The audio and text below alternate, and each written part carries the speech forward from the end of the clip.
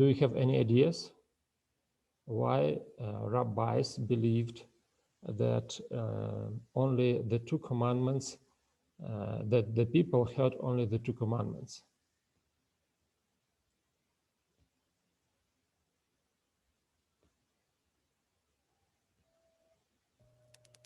I think it was that they were fearing to hear the voice of God. Yes, They yes. they prayed to Moses not to hear again the voice of God, because they feared to die, I think. Okay, but why not? Why only two? Why not 3, 4, 5? Just remember how Decalogue is written.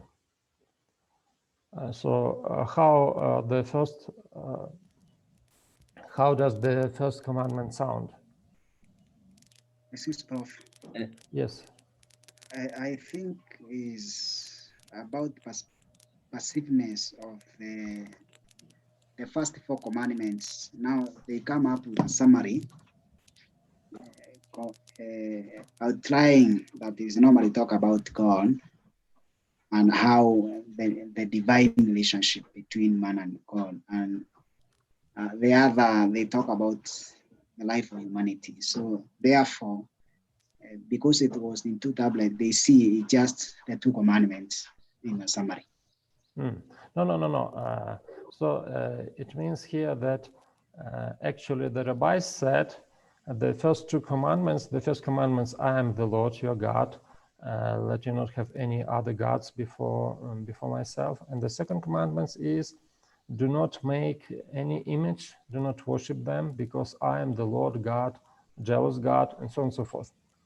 And the third commandment, do you remember how the third commandment sounds? Yes. Don't shall not take the name of the Lord your God in vain. Yes.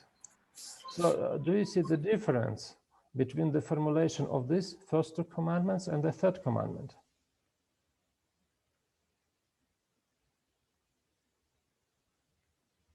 In the first two commandments, God speaks from the first person. I am the Lord. The second commandment, do not worship any image. I am the Lord, a jealous God. Yes? But the third commandment speaks about God in the third person. Do not take or do not pronounce the name, do not take the name of the Lord in vain, or it could be translated differently. So in this case, the rabbis noticed this detail. So what they said? They said actually that maybe people heard only two commandments, and you are right, because of the fear they were not able to listen anymore, and after that the rest of the commandments were written by Moses to them. So this is just an assumption that tries to explain this difference in the formulation of the commandment. Yes, there is a legend, but it is just a legend. According to this legend, Decalogue was pronounced to all the people on earth, only for them to reject it. That is why it is proclaimed in the desert, in a place that does not belong to anyone outside national borders. Also, in the Talmud, it is said, every word coming out of the mouth of the Almighty was divided into 70 languages. And do you remember in Genesis 10, where there was a table of nations, there are 70 names are mentioned, so 70 nations are mentioned. And the rabbis believed that actually the 70 nations, it was just in the beginning, people divided into 70 nations. So this, when they say that the Decalogue was proclaimed or divided, the words of the Lord were divided into 70 languages, it means that it was proclaimed in the ears of every nation. So everybody heard about this.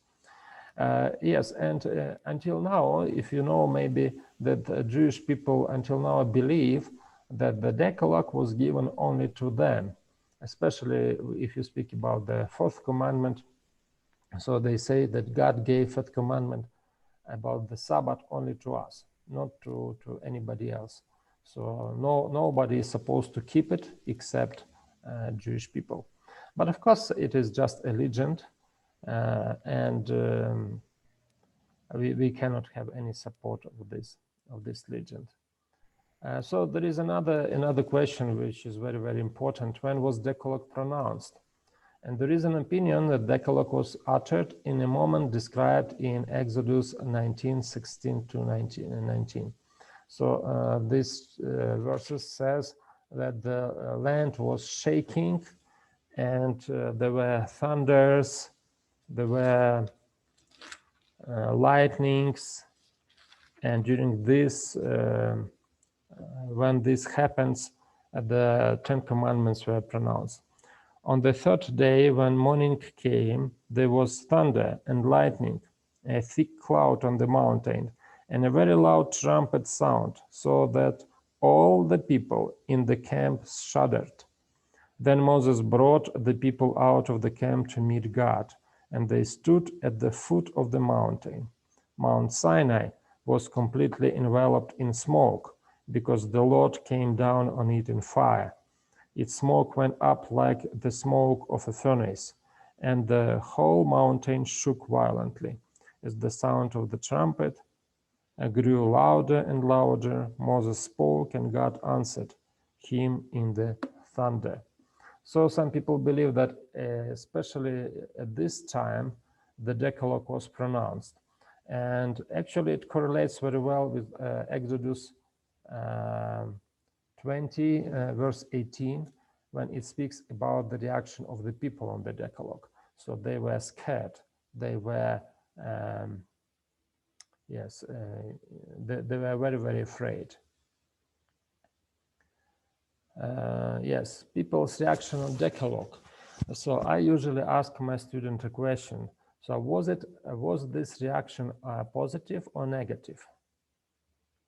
Now, when all the people saw the thunder and the flashes of lightnings and the sound of the trumpet and the mountain smoking, the people were afraid and trembled, and they stood far off and said to Moses, "You speak to us, and we will listen. But do not let God speak to us, lest we die." Moses said to the people, "Do not afraid, for God has come to test you, that the fear of him may be before you, that you may not sin." The people stood far off, while Moses drew near to the thick darkness where God was. So what do you think about this reaction of people? Was it positive or was it negative? Negative reaction. Okay, good. Negative. Because they were so much scared. Yeah, good, good. Because scholars are divided on this issue. Some people say it was negative, some people say it was positive. But I believe it was it was positive to some extent. Why? Because it was not the type of fear that God wanted them to have was so that they have reverence for him and not sin. Mm-hmm. And so I believe that it showed the awesomeness of God and who he was. So it was positive in that sense that they realized that this God is much greater than we are. Mm-hmm. But I also see a negative because God wanted them to be a nation of priests, those who could approach to God for themselves personally, not needing a mediator. So they are saying, now we need you to be our mediator between us and God. So I think it's negative from that perspective. Okay. So thank you very much for your contribution. Thank you. Very good thoughts. Anything else?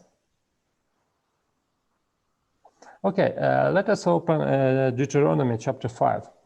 Do you know that in the book of Deuteronomy we have a parallel version of the Ten Commandments? And in this chapter, in the book of Deuteronomy, we have the same story is told again, but this story is elaborated. So we have some more details. And I will not read the entire passage. I just read verse 28. So Moses again describes the reaction of people, and he says that people actually asked him to be a mediator between them and God.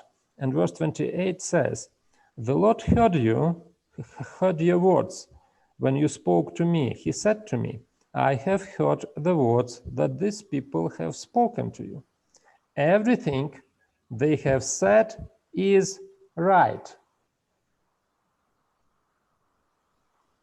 Okay? "If only they had such a heart to fear me and keep all my commandments always, so that they and their children would prosper forever." So when we read this passage in Deuteronomy chapter 5, it looks like the people's reaction to Decalogue was positive, because God said everything that they spoke was right.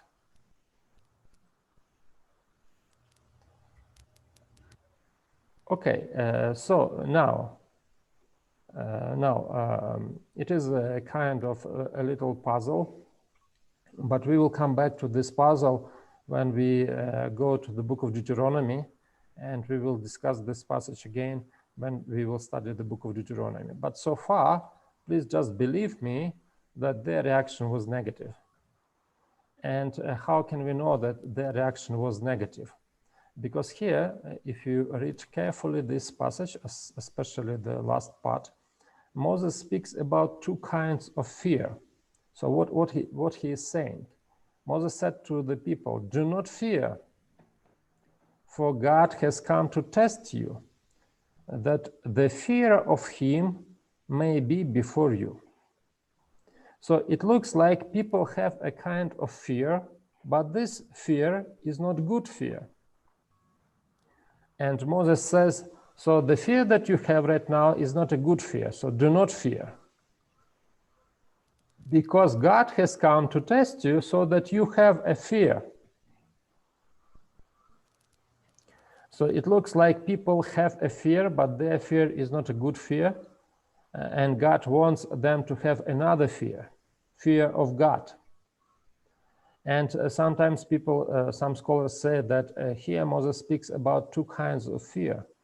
The first fear is like existential fear, or fear for your life, fear for just egoistic fear. And another fear that God wants them to have is the fear like reverence before God. So that is why we can say that actually it was a negative experience. And in fact, really it was God's desire to speak directly to the people. He never wanted to have somebody in between him and the people.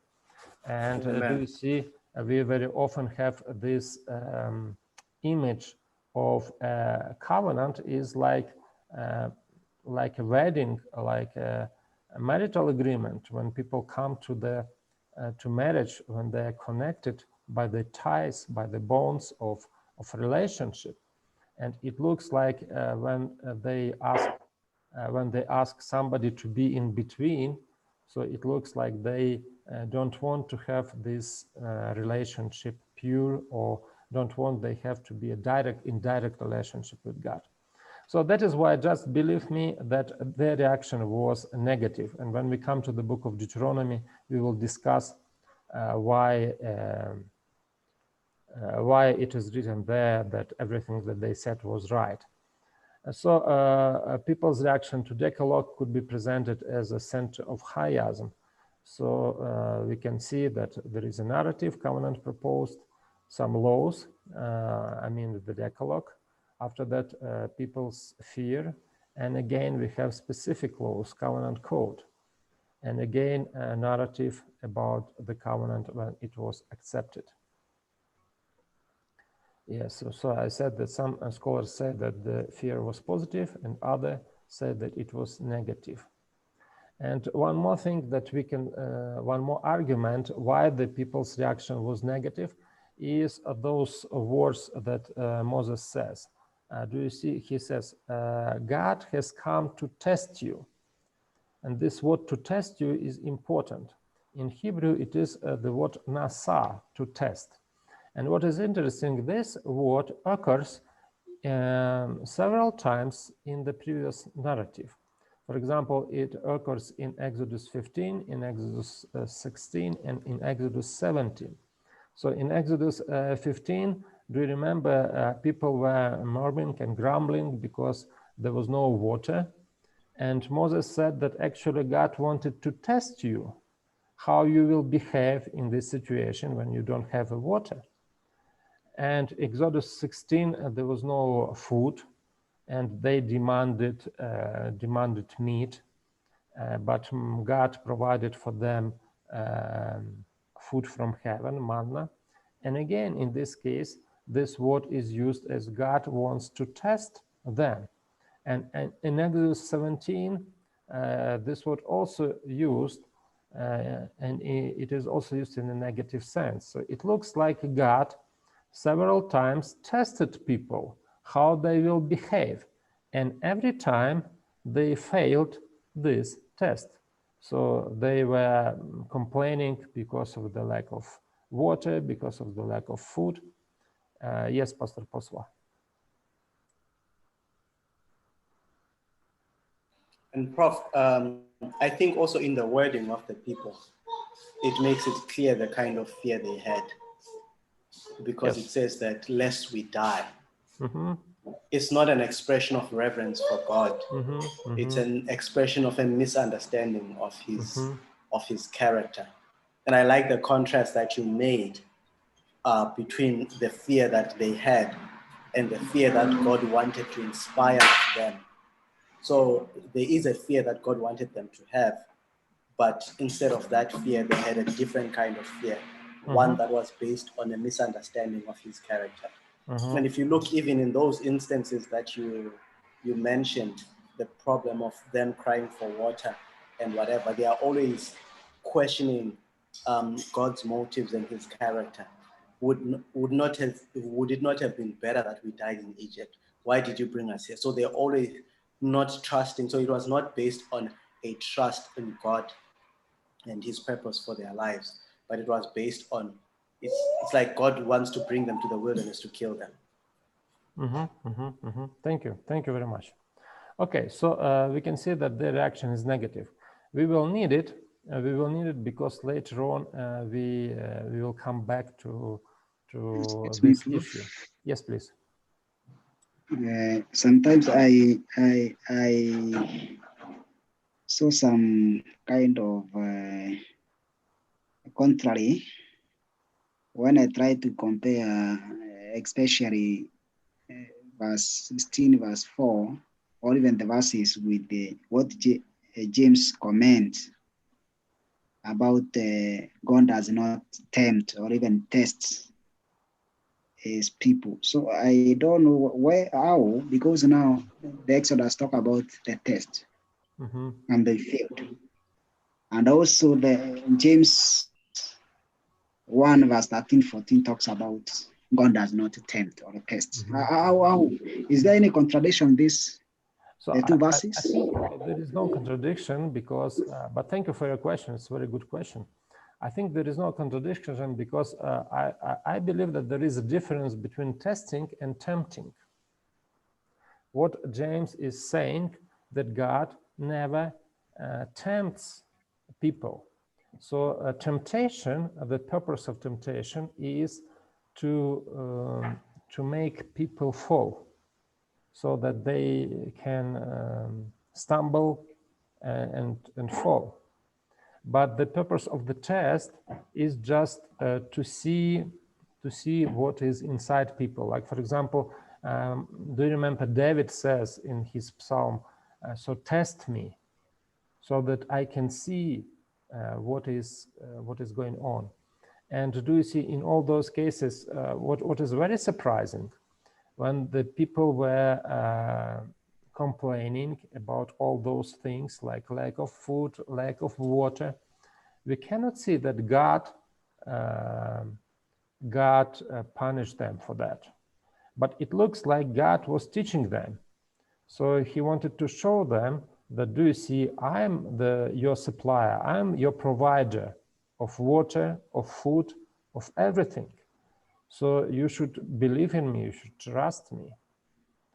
But this is a very, very interesting issue about how the people of God, how the Israelites are presented in the book of Exodus.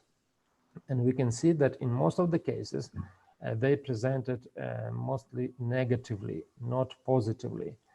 But it's interesting that there is no like explicit evaluation of the people, but on many, many examples, we can see that they still do not understand who God is. So do you remember that the purpose of the plagues that were poured out on Egypt was not only for to Egyptians demonstrate who God is, but also for the Israelites. But it looks like the Israelites didn't take this lesson. Yes, please, Pastor Poswa.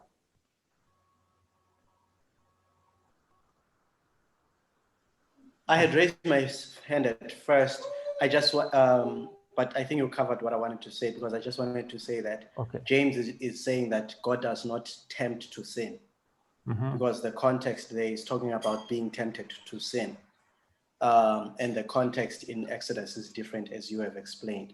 Like God is trying to test them and show them where they are so that he can take them where he wants to take them. Yeah, okay, so now we come to the very, very important issue, and this is an issue about the tabernacle. The tabernacle, the first tabernacle is mentioned in chapter 25 and verse 8. So God said to Moses, let them make a tabernacle for me, or sanctuary for me. So now I just want to ask you a question. What was the purpose of the tabernacle? So why did God say Moses about the tabernacle at this moment?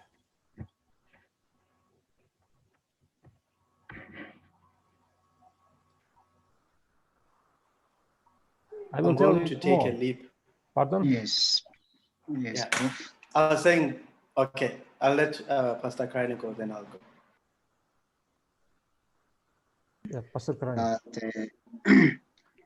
The tabernacle reflects the sanctuary, and therefore they were required to dedicate and to pay with their lives fully to God, reflecting what the book of Romans talks about. We offer God as a sacrifice, set up that holy. So that is how they were required to live something purified in their lives. That is why now they are elected the tabernacle, because in the tabernacle God lives there. Good, good. Okay, any other ideas? I was going to say, Prof, that from what is said, when God gives that command to Moses, says, let them make me a sanctuary that I may dwell among them.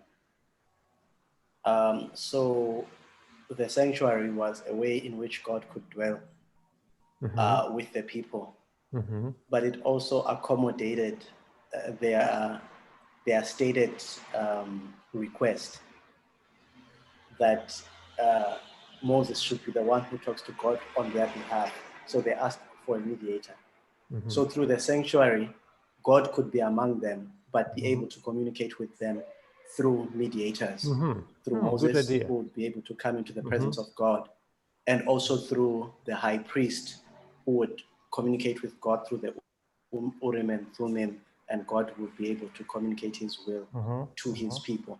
So because they refused to have direct communication with him and they wanted a mediator, therefore the sanctuary would play that purpose of God being among them, but not directly being in contact with them, lest they die. So as they had said, of course, not because it was his will, but as they had said, now he could communicate with them through these mediators, which was basically Moses as the prophet and Aaron as the high priest. Okay, very good idea. Thank you very much. So I just want to add a little bit more to this conversation, to our discussion. So first question. So do you see, if you read the end of chapter 24, we can see that God is going up to the mountain in order to get 10 commandments. So God says, so please come to me and I will give you the 10 commandments. But when Moses came to God, it looks like instead of giving him 10 commandments, God started giving him instructions how the sanctuary should be built. Okay, this is one point that I would like to emphasize. Another point that I would like to emphasize is that it looks like a tabernacle appears only in Exodus 25 verse 8, and there is no any hint to the existence of the tabernacle in the previous narrative. For example, from chapter 21 to chapter 23, we have the so-called covenant code. This is the code of the covenant, yes? And this covenant code prescribes many different regulations, how people should behave in this or that situation. And what is interesting, in this covenant code, the tabernacle is not mentioned at all. So there is no tabernacle in the covenant code. So it looks like tabernacle appeared only in Exodus 25, verse 8. And I would like, right now, I would like to go back to the book of Genesis in order to discuss, just very shortly, the way how the patriarchs worshipped God. So do you remember how patriarchs worshipped God? They didn't have a tabernacle, and everything was okay. And God was satisfied with their worship, and they worshiped God and without any problem. And if we go back to chapter 28 of the book of Genesis, we can find one interesting pattern. So I will not speak too much about this, just several ideas. So what is interesting in this chapter? This is chapter about Jacob when he was going to Laban, and on the way to Laban he stayed for night at one place, and it was Bethel, and he had a dream, and in the dream he saw a staircase, and this staircase went up to heaven, and he saw angels coming up and down. And what is interesting, when Jacob woke up, he said that this is, the gate of heaven. And he said, this is the house of God. This is the house of God. And what is interesting, when he came back from Laban in 20 years, and when he came back to this place, he didn't build any house there. What he did is just he built an altar, but he called this place the house of God. Even the name of this place, Bethel, means house of God, but there was no house at that place. So there is a question, what did he see at the top of this staircase? By the way, it is not a ladder. So what scholars, the word that is used there is a unique word. It is a hapax legomenon. So it means it occurs in the Bible only once to describe this staircase or describe this ladder, or I don't know how to call it. That is why there were many discussions among scholars, what could it be? So many times, so scholars usually say that this sulah, the word that is used there, means actually like a staircase, which is very similar to a staircase with on the ziggurats. And in this case, what did Jacob see at the top of this staircase.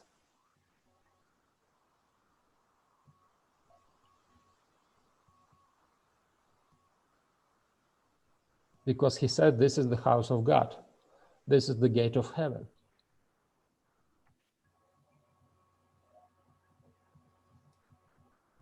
Most probably what he saw there was the glory of God. What? Did he see the glory of God? Yes, the glory of God. But why did he say that this is the house of God?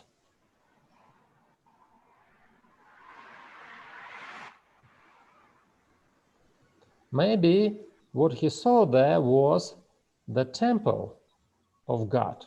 So the staircase led to the temple, where the presence of God actually was. And in this case, what we can see, if he saw the temple there, and do you remember I showed to you the plan of the Mount Sinai, and Mount Sinai is also done by the same structure. So at the top we have like Holy of Holies, and we have an altar at the bottom of the mountain. So the same Jacob did. He built an altar at the bottom of this staircase, or the bottom of this mountain, but of course there was no mountain there. And God was at the top of the mountain. And what is also very puzzling in this story is the usage of the article before the noun makom. Makom is the place. So when Jacob came to this place, it is not called just a makom, a place, but it is called the makom, ha makom, the place. And in this case, it means that this place was already known to the author. And when we look at the previous narrative, we can see that actually Abraham also worshipped God at the same place. So in this case, we can make one very interesting conclusion of the way how the patriarchs worshipped God. So they, in all cultures around them, there was a tradition to build a sanctuary, to build something like a house. But do you see, patriarchs didn't build a house for God, but the only thing that they do, they just built an altar. So what Abraham did, he built one altar, he worshipped God. After that, he went to another place, built another altar, and he worshipped there. So everywhere where they go, they built altars and worshipped God. So what happened when the patriarchs worshipped God and they built altars? So it looks like the same way what Jacob saw. In the same way all the patriarchs worshipped God. So do you see, at the moment when a patriarch built an altar at the bottom of the mountain, at that moment when he worshipped God, it looks like heaven and earth were connected to each other at that place. And in the book of Ezekiel and in some other places, we can see the idea of the movable throne of God. The throne of God is movable, so he is not stationary at one place, but he can move from one place to another. So in this case, we can say that when the patriarchs worshipped God at the altar, so heaven came to this place, and even the temple of heaven, God's temple, came to this place. So in this case, we can say that when patriarchs worshiped God, they worshipped at the entrance of the heavenly temple. Do you understand? They worshiped God at the entrance to the heavenly temple. And now God says, let them make a tabernacle, a sanctuary for me. So in this case, what happens? Before, people worshipped at the entrance to the heavenly temple. Now they worshipped at the entrance of the earthly tabernacle. Do you see the difference? And it looks, Yes, because the tabernacle has not been introduced until chapter 25. So it looks like it was not God's plan. It was not God's plan to have a tabernacle. But maybe he wanted to continue with this worship when every time, and do you see, and now we can see the difference, because sometimes people cannot explain why do we have two altars in the book of Exodus. Do you remember in the very first lecture we spoke about altar, which is described in chapter 20 of the book of Exodus. And this altar, some scholars said that it is a very primitive altar, because in order to build this altar, you only need just to put some soil, some ground, or some stones, and you have an altar. But after that, just in a while, in several chapters, we can see that God introduces another altar. And this another altar is a very sophisticated altar. So probably what we can assume, the first plan of God was not to build a tabernacle, but he just wanted people to continue worship God as they used to do during the time of patriarchs. So every time when they want to worship God, they just need to build an altar. And at this moment, heaven came down to this place. So every time when they sacrifice their animals, they come to the presence of God, to the heavenly temple. And by the way, when we speak about the New Testament model of worship, we can say that the New Testament model of worship is very similar to the style of worship of the patriarchs. So we do not have temple here, but we have the only temple, and this temple is in heaven. And every time when we kneel down to pray, what happens? We can come to the heavenly temple. Do you understand? So it looks like today we just follow the style of worship of the patriarchs. So in this case, there is a question. So why did the Israelites need a sanctuary or need a tabernacle? And you almost answered this question. And this question is because of their fear. So they were afraid of God. So the first model, the patriarch model of worship, we can see at Mount Sinai. So Mount Sinai is full of God's glory, and people are afraid of seeing God. So they are just afraid. And they just step down and say, we don't want God to speak to us anymore. We are afraid. And look at the end of the chapter 24. So what happens in chapter, yes, and what is also interesting, chapter 24 is very important in this case, because what happened in chapter 24? In chapter 24, we can see that Moses and 70 elders with Aaron and his sons climbed the mountain, and they came to one point, and it is said that they actually saw God. They saw God, and God was speaking to them.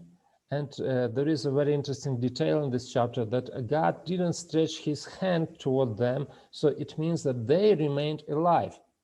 So do you see in chapter 20, people were afraid of being with God, but 70 elders were able to be present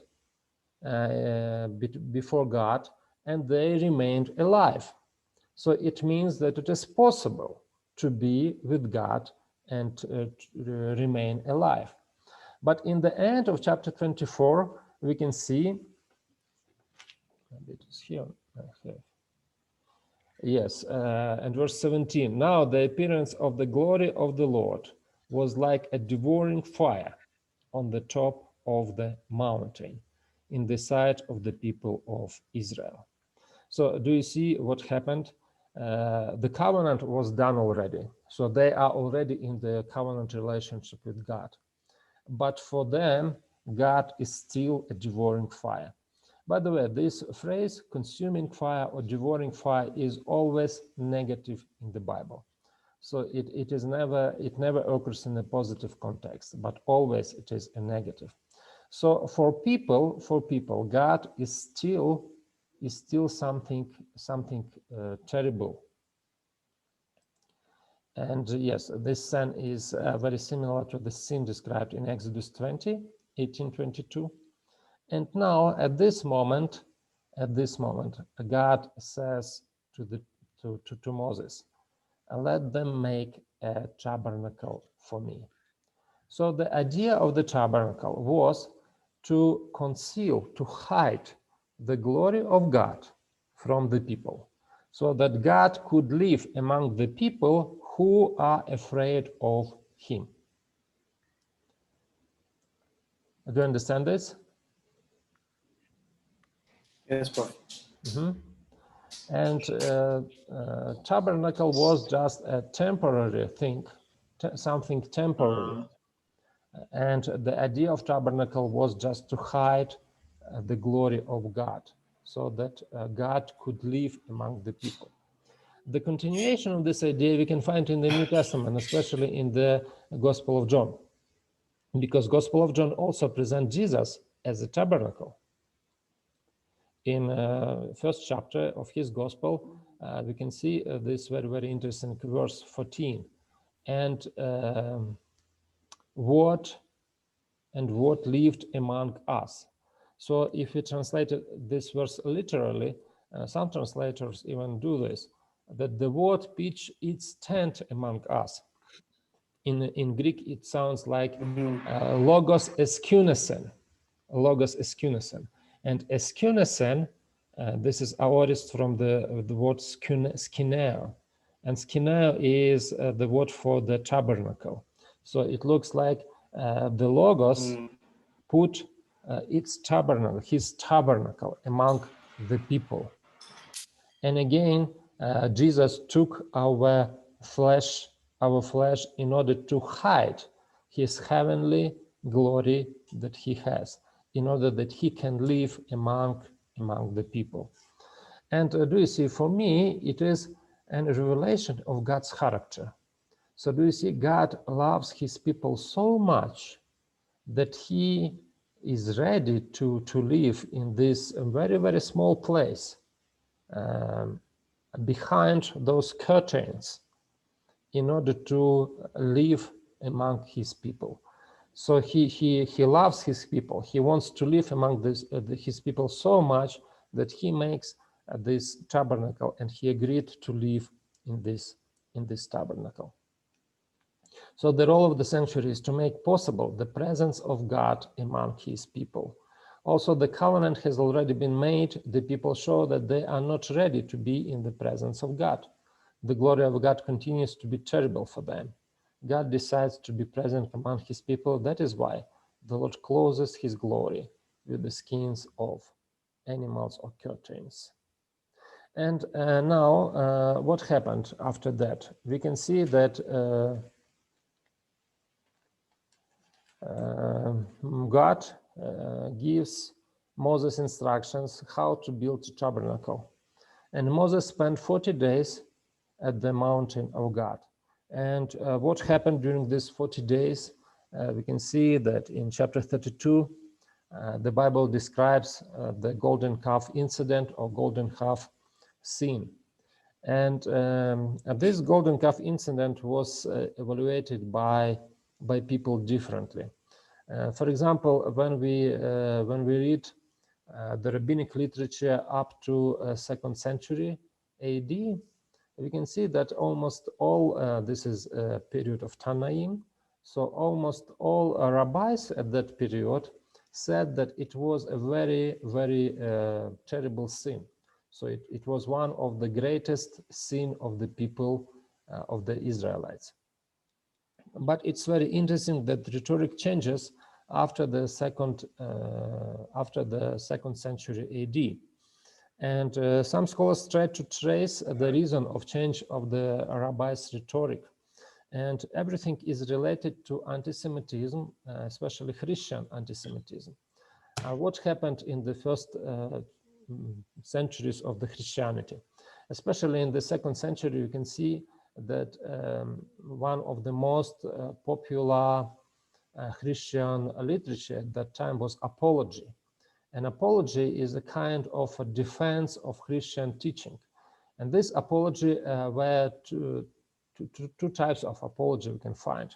The first apology is apology of Christianity or defense of Christianity before the Gentiles. And another apology is a defense of Christianity before the Jewish people. For example, Dialogue with Trypho and some other works of the church fathers of the second century were directed exactly to the Jewish people. So the first church considered from Jewish people and from the Gentiles. But what we can see, especially in the second century, we can see that the number of Jewish people in the church is diminishing. And why it is diminishing? For several reasons. First of all, we can see that many Gentiles were converted to Christianity. And up to the end of the first century, many Christians, in addition to, many Christians went to the synagogues and worshiped God also in synagogues. So it looks like in the first century, it was a mixture. Christians, Jews, they lived together and they interacted with each other very, very often. But because many Jewish people were converted to the Christianity, so Judaism, and especially Judaism in the end of the first century, they tried to somehow to close the doors of the synagogues before the Christians. And how can they do this? They introduced, in the end of the first century, they introduced a special prayer in the synagogues. And this prayer in Hebrew was called Birchat Haminim. Birchat is a construct from Beracha, and Beracha is a blessing. And Haminim is like blessings for the strangers or blessings for the minority, something like this. And in fact, it was not a blessing. It was a special prayer. And in this prayer, they cursed those people. Actually, it was a curse addressed against Christians. So until this moment, scholars say that the Christians attended divine service at synagogues. But after that, they stopped doing this. Hello? And after the first century AD, after the first century, we can see that Christianity and Judaism go apart. You know, I'm getting nervous. Do you want to add anything?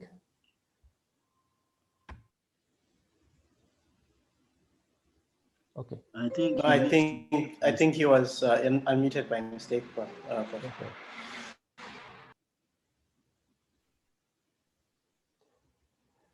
Also, why Christianity and Jewish people went apart at the first century, in the second century. Do you see in 1770 AD, there was an end of the Jewish war. And Jewish people were persecuted all around the Jewish Roman Empire. And after that, in 135, when they again started a rebellion, and they were completely driven away from the promised land, from Israel. So Jewish people were persecuted very, very, very severely at that time. And the Christians at that time didn't want to mingle up with the Jewish people to avoid persecution. So what happened? What happened after the 2nd century BC? That many Christians started to accuse Jewish people, and in their conversation, in their dialogues, in their disputes, and when they accused the Jewish people, they have two very severe accusations against them. The first one is because, as they said, Jewish people crucified Jesus, and it was like the first accusation. And the second accusation was that Jewish people or Israelites made a golden calf in the wilderness. So after that, Jewish rabbis tried to find a kind of excuse for the people, for the Israelites, for the sin of the golden calf. And one of the very, very famous interpretation of this passage is that actually Jewish people or Israelites at that time didn't make an idol, but what they did was a kind of a pedestal for Shekhinah. And in some Jewish commentaries, you can find this explanation of the sin of the golden calf. So it was not an idol, but it was a pedestal for Shekhinah. So calf was a kind of pedestal. But in fact, if we read this passage, we can see that it was not like that. Furthermore, the Jewish people tried to, in Talmud, you can find several stories when they tried to somehow whitewash, especially Aaron, because Aaron was a high priest and he was involved in this sin. And one of the most famous way how they tried to defend Aaron, so they said like this, they made up a story. So, you know, when there is something not said in the Bible, they usually made up a story. And in chapter 32 of the Bible and in verse 5, there is a phrase, when Aaron saw this, he built an altar in front of it and made an announcement. What is interesting, in Hebrew text, there is no word this, but just written, and Aaron saw. And there is a question, what did he see? So because after he saw this, he started building or started constructing the golden calf. So what pushed him to do this? And the rabbis made up a story. The story is very interesting, and I want to tell you that actually it could be true. It could be true, but the problem is that we don't have any other evidences for this story in the Bible. So do you remember in the end of chapter 24, when Moses left the camp and went to God to see God, he left two people to be in charge of the community of Israel. And the first person was Aaron. And do you remember who was the second one? Okay, open chapter 24.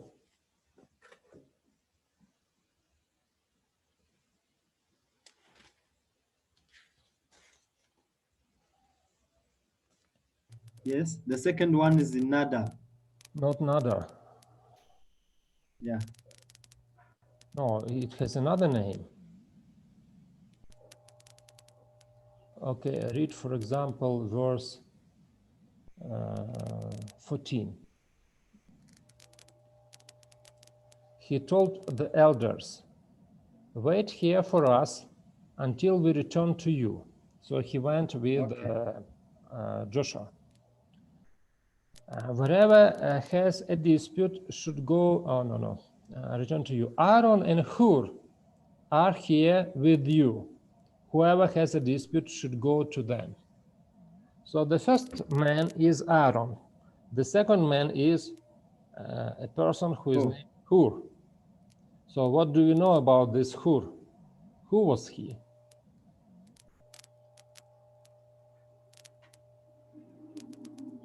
So we know not very much about him. He is mentioned several times in the Bible, but he was one of the leaders of Israel. And for example, in chapter 17, in chapter 17, when the Israelites were fighting with the Amalekites and Joshua was in the battle, two people were keeping the hands of Moses up, help him to keep the hands up. And the first man was Aaron and the second man was Hur. Okay, so it is clear that Hur was one of the important leaders in Israel. But there is a problem. And the problem is that Hur is mentioned last time in the Bible in Exodus chapter 24. And after this chapter, he is not mentioned anymore. So it looks like Hur just disappears. So the rabbis ask themselves a question: what did happen to Hur? And why does he disappear? And they made up a story. So when Moses went up to the mountain and he was absent for 40 days, people of Israel approached, first of all, they approached Hur and told him, please make for us a golden calf. But Hur said, no, I will not do the golden calf because God said it is a great sin. So in this case, what they did, they killed Hur. And after that, they approached Aaron. And now they have this phrase in Exodus chapter 32 and verse 5. When Aaron saw, and they say, what Aaron did see? Aaron saw that they killed Hur. And when he saw that they killed Hur, he said to himself, okay, if they killed Hur, so next time they will kill me. But I am supposed to be, of course, this is the rabbinic interpretation, I am supposed to be a high priest in Israel. So if they kill a high priest, it will be a great sin.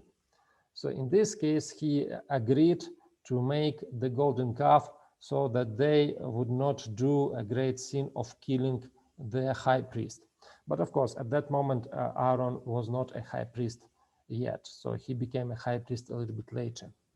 Another interpretation also suggested by the rabbis is that Aaron agreed to make a golden calf just to save time, because he said to himself, okay, I will try to do it as long as possible, and maybe Moses comes at that moment. So in this case, we will not need to do the golden calf anymore. Yes, so there are many different interpretations or rabbinic interpretations of this story, but I would like just to tell you that actually it was a great sin. And remember how this story starts. When people saw Vayareh, and do you remember when in the book of Genesis, in the book of Exodus, something starts with this statement, it is already a kind of a hint that now something bad is supposed to be. And look at how they speak. Moses, who brought us out from the land of Egypt. So do you see, at this moment, they still do not see God. They think that it was Moses who brought them out from the land of Egypt. So they prescribe everything to Moses, not to God. And they say, after that, they say, these are your gods, O Israel, who brought you up out of the land of Egypt. So they want to make a calf that would be a representation of the God. And after that, we can see that God is speaking. And do you see God here? It looks like he is also repeats something that people say. Your people whom you brought out from the land of Egypt. Do you see, starting from this point of time, God doesn't call Israel my people, but he always says it is your people, Moses, your people whom you brought out from the land of Egypt. So it looks like God also refuses to call them my own people. And there is a kind of irony here when he says, I see these people. They say, these are your gods, O Israel, who brought you up out of the land of Egypt. So we can see that this passage is very well constructed, and it shows the bad sin that the people committed. But I just want to emphasize one more important thing when we speak about the sin of the golden calf.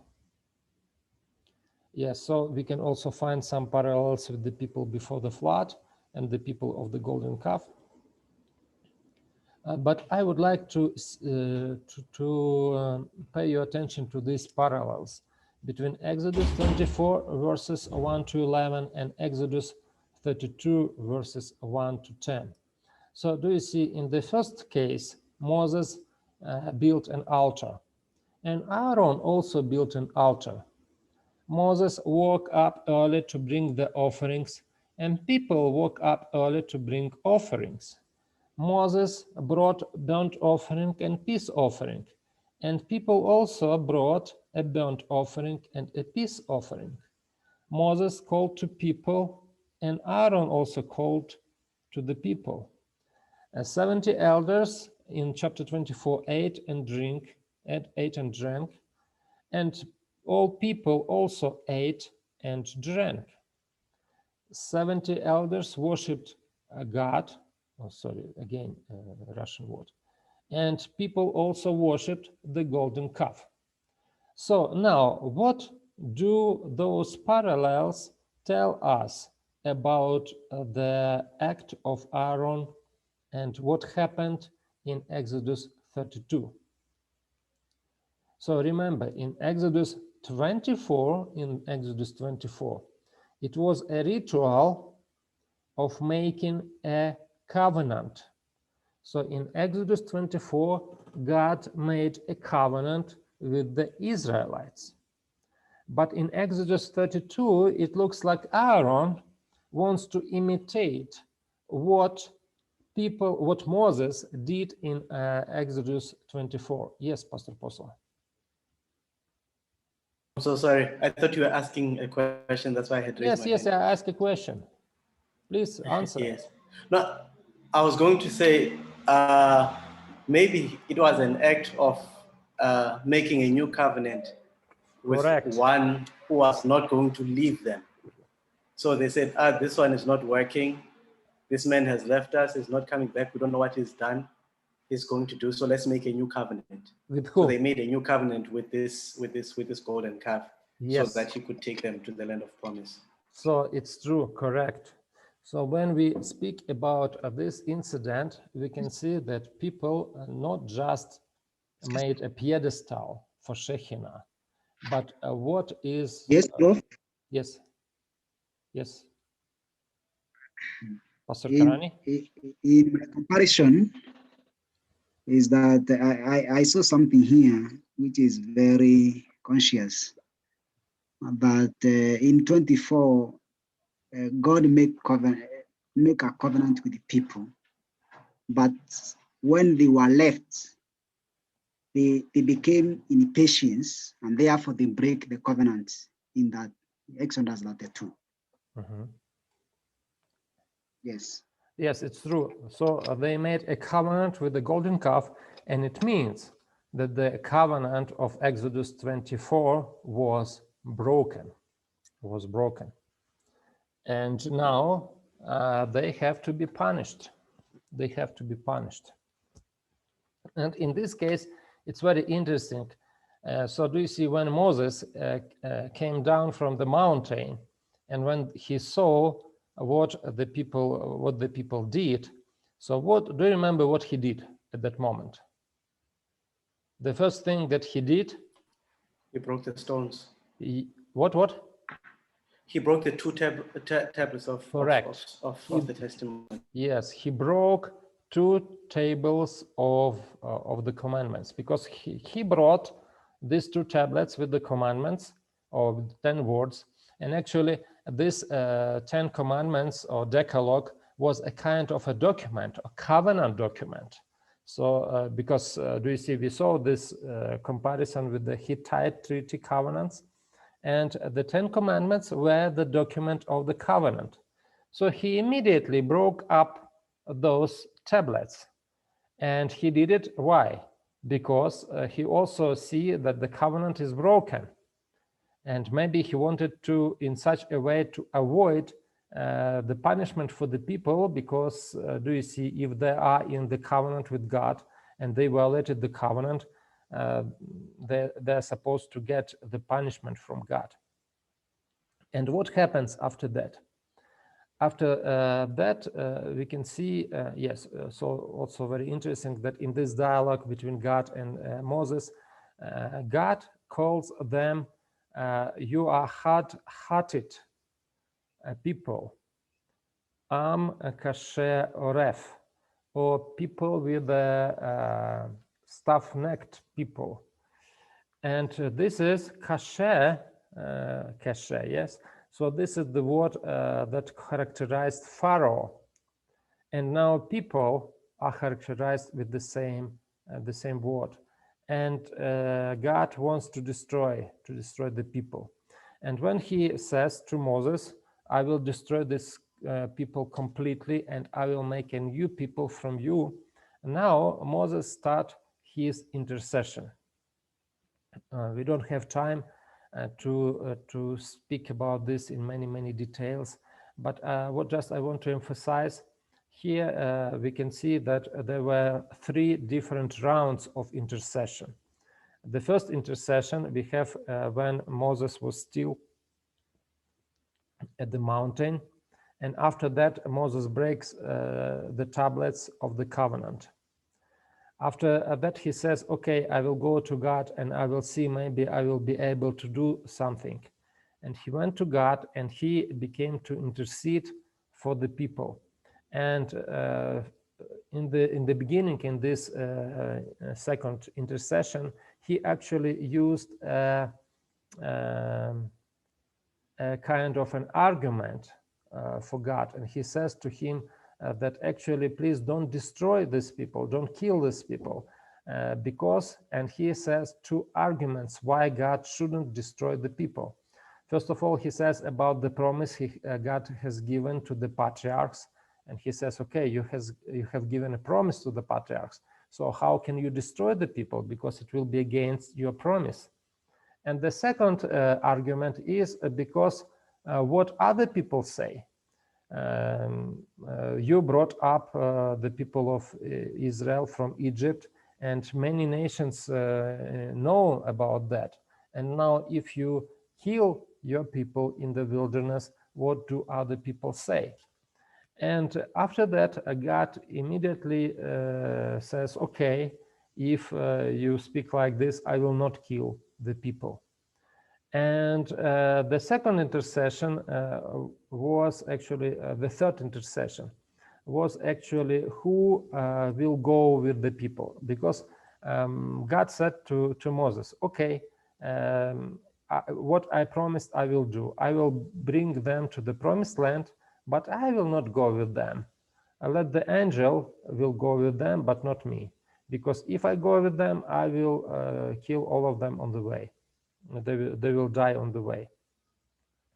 But Moses is not satisfied with this, and he wants God to continue working with the people. And he says, if you don't go with us, please don't bring us to the promised land.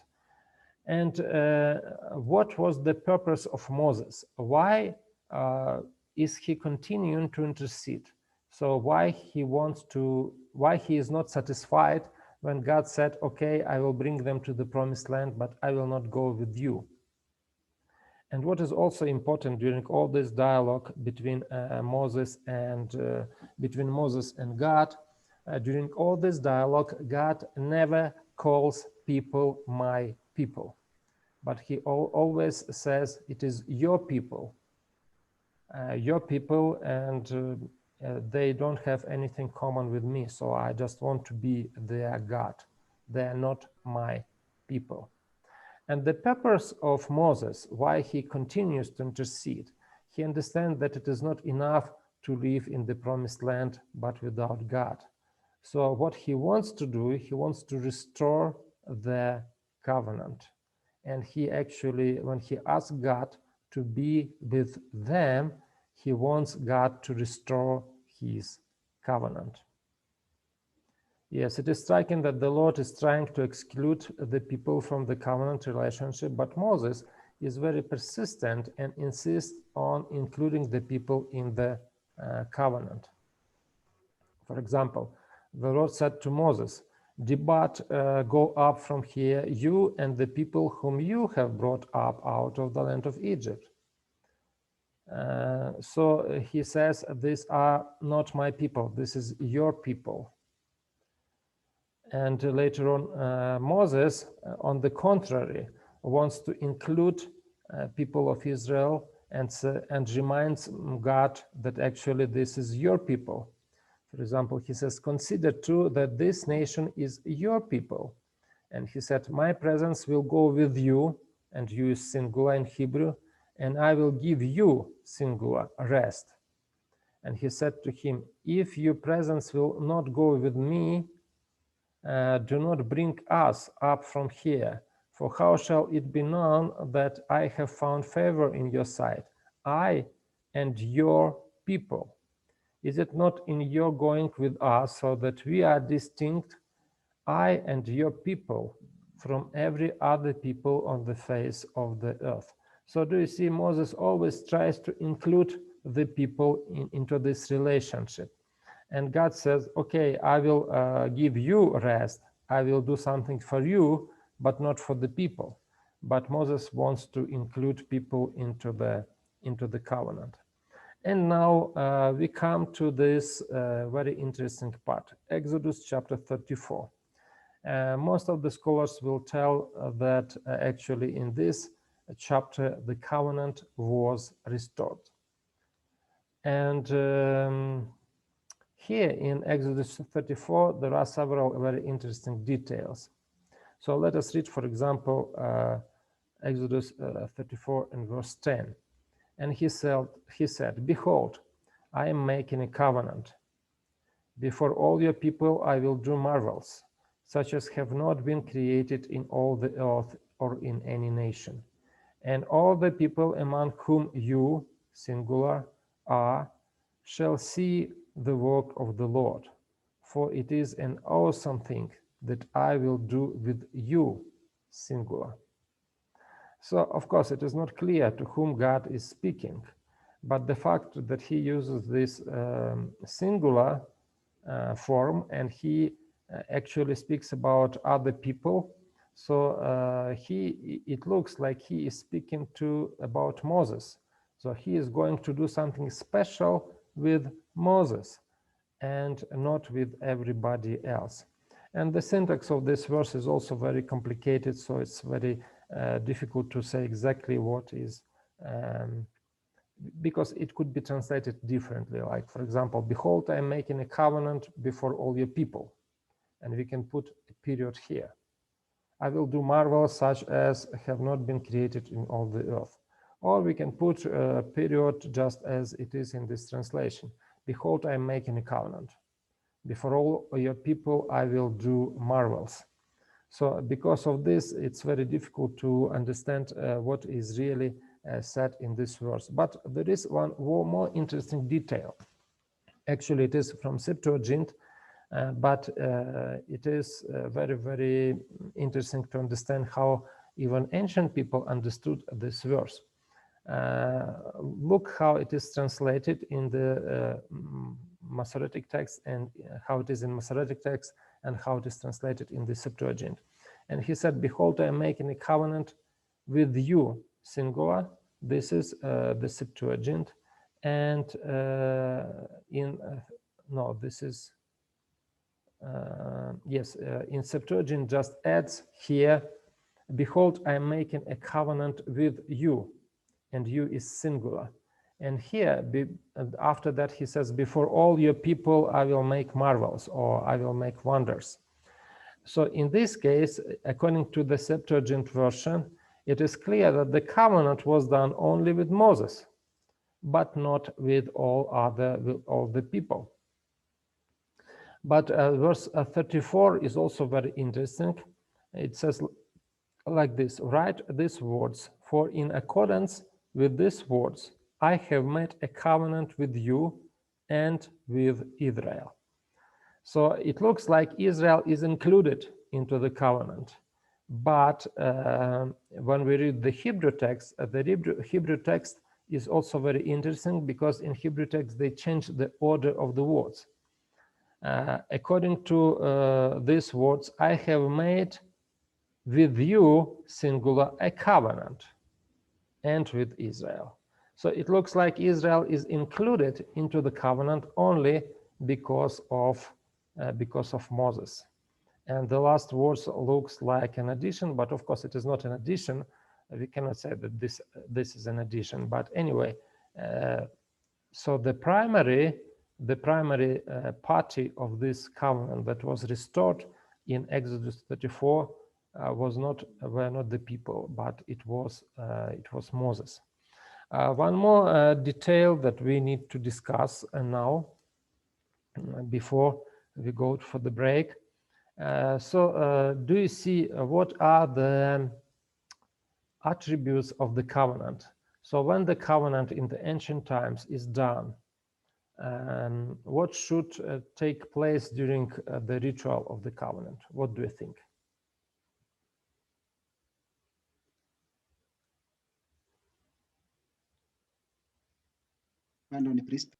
Pardon?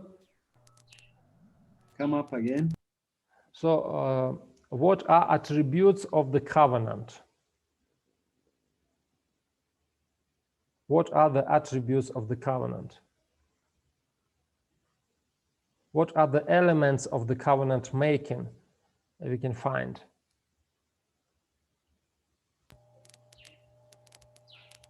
First of all, is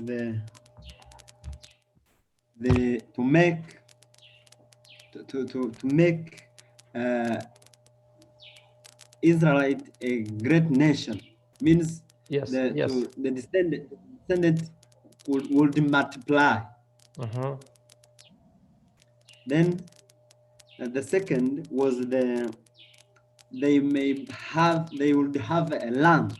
Yes. But I speak not about the promises of the covenant, but I speak about some visual, like ritual part of the covenant.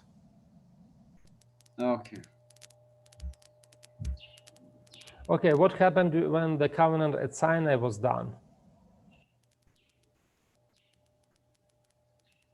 For example, God showed his... Wasn't there slaying of the bull?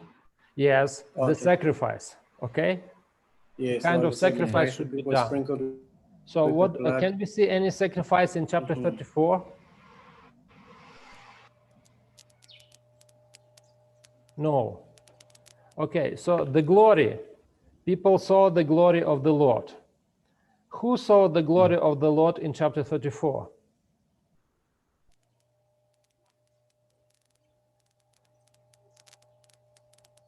It was Moses.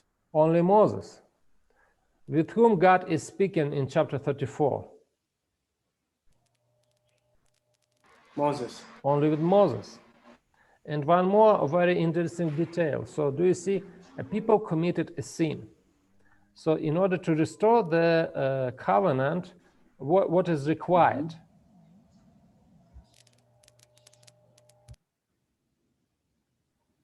Sin should be confessed. A sacrifice? Yes, and sacrifice should be brought. But we can't anywhere in chapter 34 that Israelites changed their mind and that they became like new people, so that they confessed the sin. So we cannot find it here in chapter 34. On the contrary, what we can see in chapter 34, in the end of the chapter 34, you can see that Aaron and all the people of Israel saw Moses, and behold, the skin of his face shone, and they were afraid to come near him. But Moses called to them, and Aaron and all the leaders of the congregation returned to him, and Moses talked with them. So do you see what happens in the end of chapter 34? Moses came down from the mountain after these events, that he saw the glory of God, and his face is shining, and people are afraid to look at his face. So what Moses did, he put a cover upon his face so that people should not be afraid. So people are not afraid. So, and it is very similar to what happened at Sinai. And it is also one more argument that actually people didn't change. So they remained the same. Is it clear? So all those facts, yes. And one more important issue that we need to notice here is that actually God, until the end of the book of Exodus, never speaks about people of Israel as his people. They are still the people of Moses, but not his people. Even when he speaks here,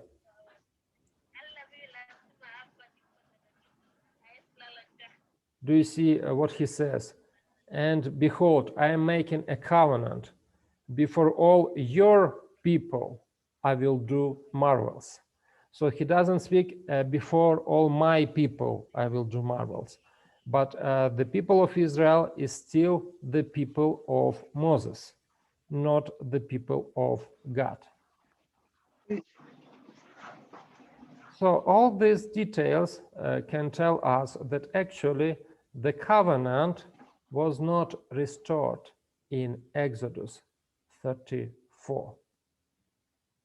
Do you agree with me? Yes. Okay. Yes, Prof. Okay, so now, do you have any questions? Yes, Prof. Is about the Exodus 32 that narrate that God repented of what he had planned to do. So it is very nervous question about me, because God is always just and faithful. Can it be that even God himself can maybe make an alteration of what is wrong, and therefore he can make repentance? So in Hebrew language, there are two words to describe repentance. One word is nacham. This is the verb nacham, and another verb shuv. And shuv actually is very close to our understanding of the repentance. So actually, the word shuv, the verb shuv, means to come back, to return. So, for example, if you go to one direction and you decided to shuv, you should to go to the opposite direction. So this is the meaning of the verb shuv. But the meaning of the verb nacham is more complex, because yes, sometimes it is translated as God like change his mind, but usually it is better to translate as God regretted about that. So it doesn't mean that God changed his mind, or it doesn't mean that God did something wrong and after that he realized that he did something wrong. No, but it says that God actually was very sorry about this situation. So the same word is repeated in in Genesis chapter 6, when again, when we see that God regretted because he had to destroy all the mankind. So this word nacham, which is used here, doesn't mean that God changed his mind, but it actually means that God is very, very sorry because of the current situation.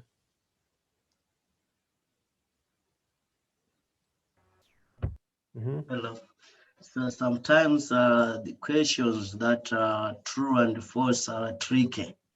Suppose the question comes that is the covenant restored in chapter 34 true or false? The covenant stored in chapter 34 of Exodus, true and false. We are saying that according to the explanation, the covenant was restored in Moses. At the same time, not the Israelites. How can we explain much on that one? Okay, thank you very much for this question. So what the conclusion that I would like to do is that actually the process of the restoration of the covenant started in chapter 34, but it was not restored completely in chapter 34. Because in this chapter, at least God promised that I will make a covenant with you and with Israel. So he made this promise, and now, starting from this time, the process of the restoration of the covenant started. And today, or maybe tomorrow, we will see when it was finished. Because covenant was restored, and we cannot say that the covenant was not restored. But when did God start calling people my people after the golden calf? Not in the book of Exodus. So till the end of the book of Exodus, people are still people of Moses, not the people of God. And do you remember that one of the promises of the covenant is you will be my people. And actually you will be my people and I will be your God. It is the so-called formula of the covenant. Yes, Prof, sorry to take you back to chapter 33, where Moses, I see Moses, a leader who pleads on behalf of the people he was leading. And then he tells God to accompany them to the journey to Canaan. I tend to think that Moses knew the character of people. And so he knew without God, the journey was going to be rough for him because people were stiff-necked. They had even refused to obey God. After they had even made a calf image to worship. So this be because he wanted God to be in the journey, and at the same time he knew the character of his people that was going to give him a lot of hard time to lead. Could that be one of the reasons he wanted God to be in this journey to Canaan? So again, he wanted God to be in the journey to Canaan. Why? You said? He knew, I tend to think that with God, when God was going to be with him, he could be safe as far as the character of people of Israel were concerned. So how I see this situation, when Moses asked God to be with them, actually it is a request to restore the covenant. So this is the request to restore the covenant. And God actually says that if I go with them, actually I will kill, not I will kill, but they will die because it is impossible for them to be in the presence of God. Okay. And actually, when we look at the story of the book of Numbers, we can see that it took place. So many of the people died in the wilderness. Okay. Okay, anything else? So if there is no questions, yes. There is a question. Yes. According to your explanation, may you repeat again about the elements of the covenant? Okay, yeah. So what are the key elements of the covenant? First of all, if we look at Exodus 19, yes, first of all are the promises. But in this case, we don't have that the promises of the covenant were repeated. Okay. The second one Yes. element which is important is the glory, because glory was shown to the people, to all people. All people saw the glory of God. There is no glory to the people, but only glory is shown to Moses alone. After that, we have some ritual of the covenant, when the sacrifice was brought and some sacrifice was done, but we cannot see any sacrifice here. Yes. And also what is important is, like, one of the elements of the covenant is the so-called covenant formula. Rolf Rendorf, one German scholar, he wrote even a special book on covenant formula. So he wanted to study different covenant formulas in the Pentateuch. And the covenant formula, it has several types, but the usual type is I will be your God and you will be my people. Sometimes it is just I will be your God or you will be my people. Sometimes both, I will be your God, you will be my people. But what we can see, nothing of that took place in the end of the book of Exodus, after in 34 and on. So that is why I say that we cannot say that in Exodus 34 the covenant was restored. So the process of the restoration of the covenant just started in Exodus 34, but it was not completed. Okay. And we can see it because God promised, I will do the covenant. I will make a covenant with you and with Israel.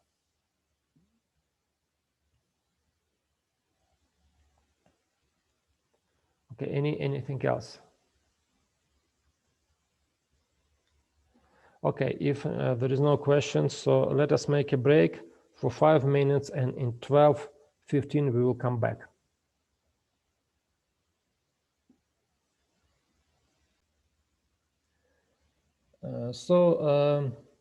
First of all, let us say just some general words about the book of Leviticus. For example, according to the Jewish tradition, the book is called Vayikra, so literally means and he called. And this is the first word of the book. God calls out to Moses from the newly erected tabernacle. So the beginning of the book of Leviticus is closely connected to the end of the book of Exodus. So, and we already talked about that actually the connection between book are very, very close. The end and the beginning of the book are closely connected. So sometimes it's very difficult to make a break in the narrative.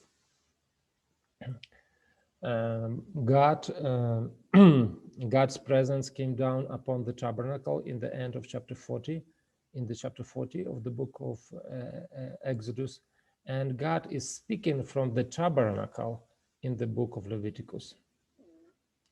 Rabbis called the book Torat Kohanim, the law of the priests. This title fits better to the content of the book, as the entire book is really focused on the life and responsibilities of the priests, while the book of Numbers is focused on the life and responsibility of the Levites. So in this case, why do we have the book with this title, Leviticus? So why it is called Leviticus? Because do you see Levites are focus, the focus on Levites in the book of Numbers, not in the book of Leviticus. But in the book of Leviticus, the focus is on the priests. So everything about the life of the priests, what they should do, what kind of offerings they should bring, not about the Levites. So the answer to this question is very simple, because in Latin, Leviticus, in Latin, Leviticon, and it comes from the Greek Leviticus. And actually in Hellenistic era, the word Levite meant priest. And because it meant priest, Levite is the same as priest. So that is why the name got this title, Leviticus. So what we can say about the structure of the book of Leviticus, and this is very common information, that some people try to see here Chiasmus, and in the end of Chiasmus we can see the ritual of Yom Kippur. So Yom Kippur is the very center of the book of Leviticus, and it's actually true, and it is one of the most important rituals in the book. Main theme of the book is holiness. The word holiness occurs very often in the book, more than 150 times, and this shows that the topic of holiness plays a significant role in the book. Holiness implies separation, as referred to in Leviticus 20:26. You shall be holy to me, for I, the Lord, am holy and have separated you from the peoples, that you should be mine. So we can see that this holiness actually means to be not like all other nations, to be a separate nations, because God separated Israelites from all other nations. Yes, this issue is very important, the time span of the book. So when we look at the time indicators in the book of Exodus and in the book of Numbers, so we can see that the book of Numbers is finished in the first month, in the second year, on the first day of the month. The tabernacle was erected. So the end of the book of Exodus is first month of the second year and the first day of the month. So it looks like 1st January of the second year, if we speak in our language, or the first Nisan, when we speak in the terms of Israelites. And the book of Numbers begins on the first day of the second month in the second year after they had come out of the land of Egypt. So it is very interesting that the events which are described in the book of Leviticus lasted only 1 month. Okay, is it clear?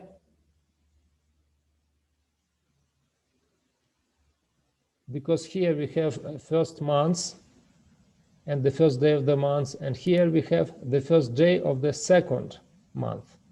So exactly 1 month. Yes. Okay. And now the book of Leviticus starts with the offerings, different offerings: burnt offering, grain offering, peace offering, and sin offering, and guilt offering. Altogether, we have 5 offerings. And usually when I teach this class, I ask students a very, very simple question. So among those offerings, there are offerings which are mentioned even before in the book of Genesis. In the book of Genesis, in the book of Exodus. But 2 offerings are not mentioned in the book of Genesis and in the book of Exodus. So it looks like these offerings are the new offerings. Which offerings are these? So we have 5 offerings: burnt offering, grain offering, peace offering, sin offering, and guilt offering.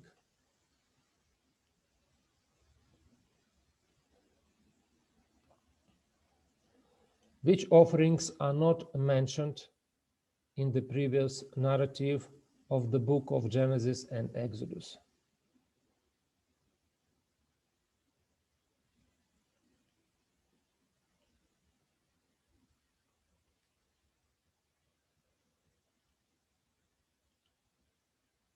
Okay, what offerings are mentioned? Let's do like this.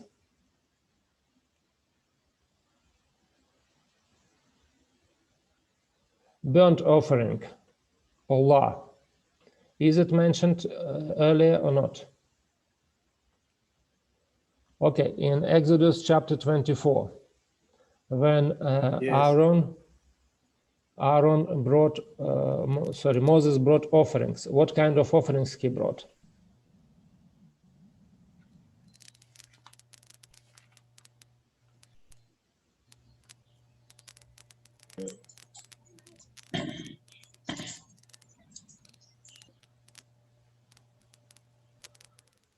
He took the offering of blood. Okay, but what is It was a burnt offering, burnt offering and peace offering. peace offering? Yeah, two types of offerings. Okay, so when Noah brought an offering, when he went out from the ark, what was the offering?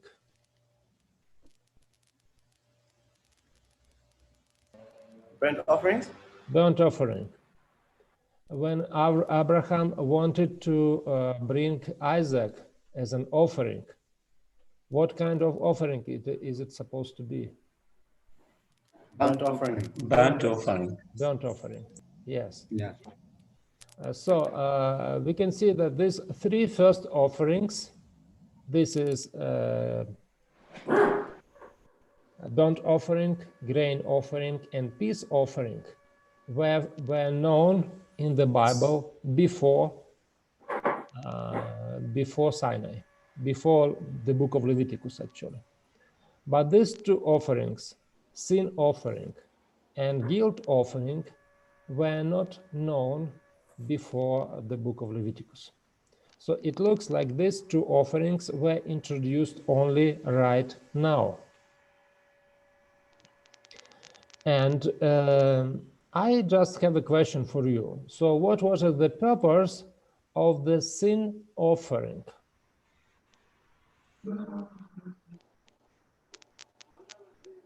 Because do you see? Was it not normally for sins that were committed in ignorance? Okay, yes, okay. But do you see what I would like to tell you? So before there was no sin offering, no. And if people committed a sin, what did they do? If I lived in the times of Job, for example, or Moses, or not Moses, Abraham, and I committed a sin, what offering was I supposed to bring? The burnt offering. The burnt offering. So it looks like the burnt offering was a universal offering, which covered many cases, including if a person committed a sin. So how do we know this? For example, when in the book of Job, and it is clear that Job had lived before the Sinai covenant was done. So in this case, do you remember, Job says that he brought offerings for the sins of his children. He said maybe some of them committed a sin and did something wrong or said something wrong, and he brought an offering. What kind of offering he brought? It was a burnt offering. Yes, it was a burnt offering. So let me read this verse because I think it is important. In the first chapter of the book of Job,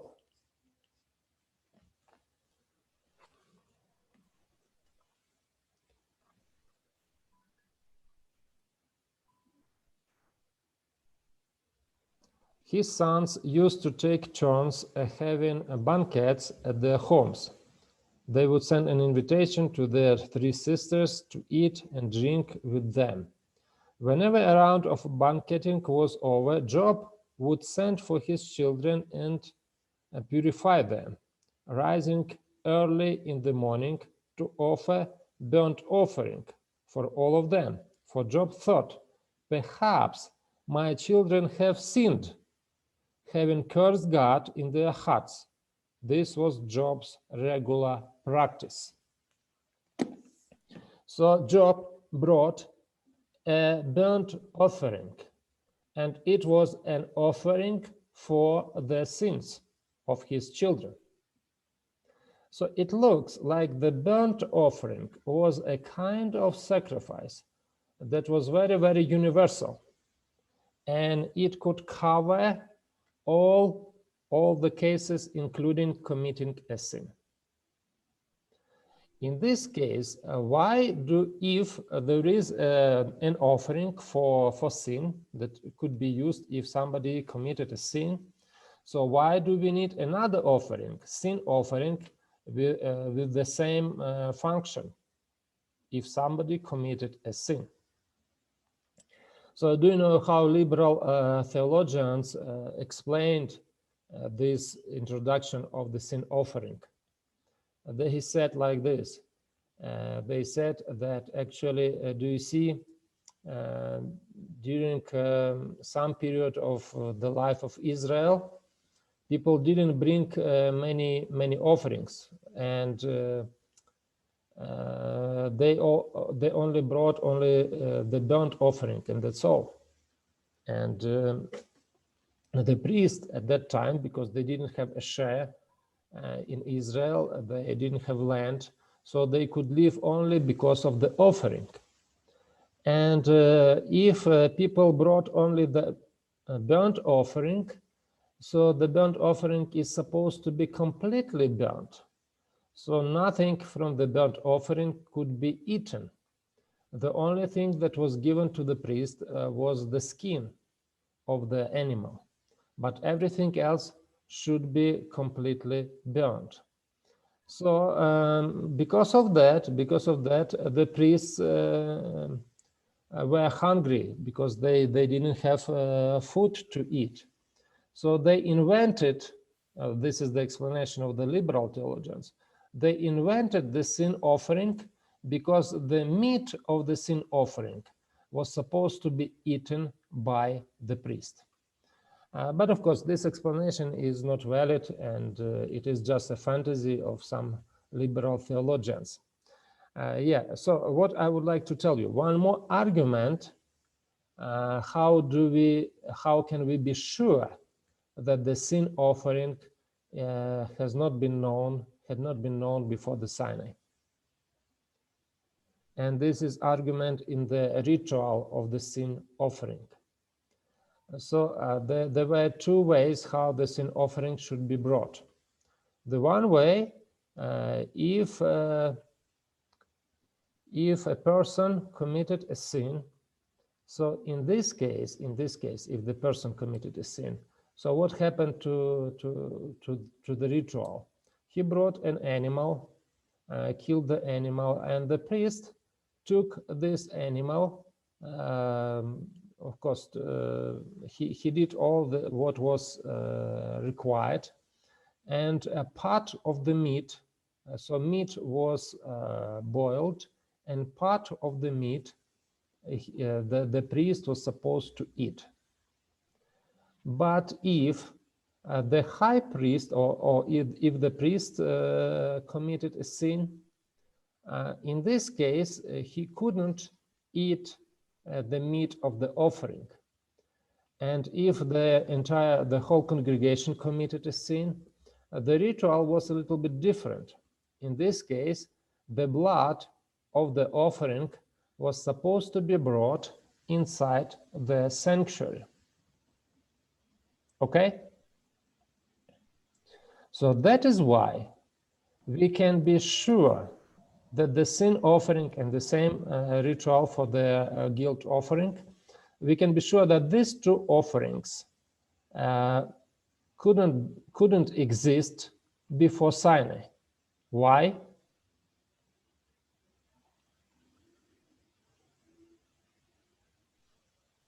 Because before Sinai, there was no sanctuary to bring the blood inside the sanctuary. There was no sanctuary. And if there is no sanctuary, so in this case, it is impossible to bring the blood of the sacrifice inside the sanctuary. So these two offerings require existing of the sanctuary. That is why we can be sure that these two offerings didn't exist before the sanctuary was done, had not existed. Yes. So now the term, yes.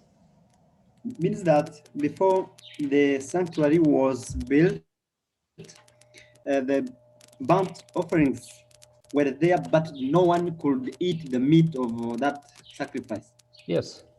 So the only offering that meat of which offering could be eaten is the peace offering. Okay. So peace offering, the priest could eat meat from the peace offering, and the person who brought the offering also could eat part of the meat of this offering.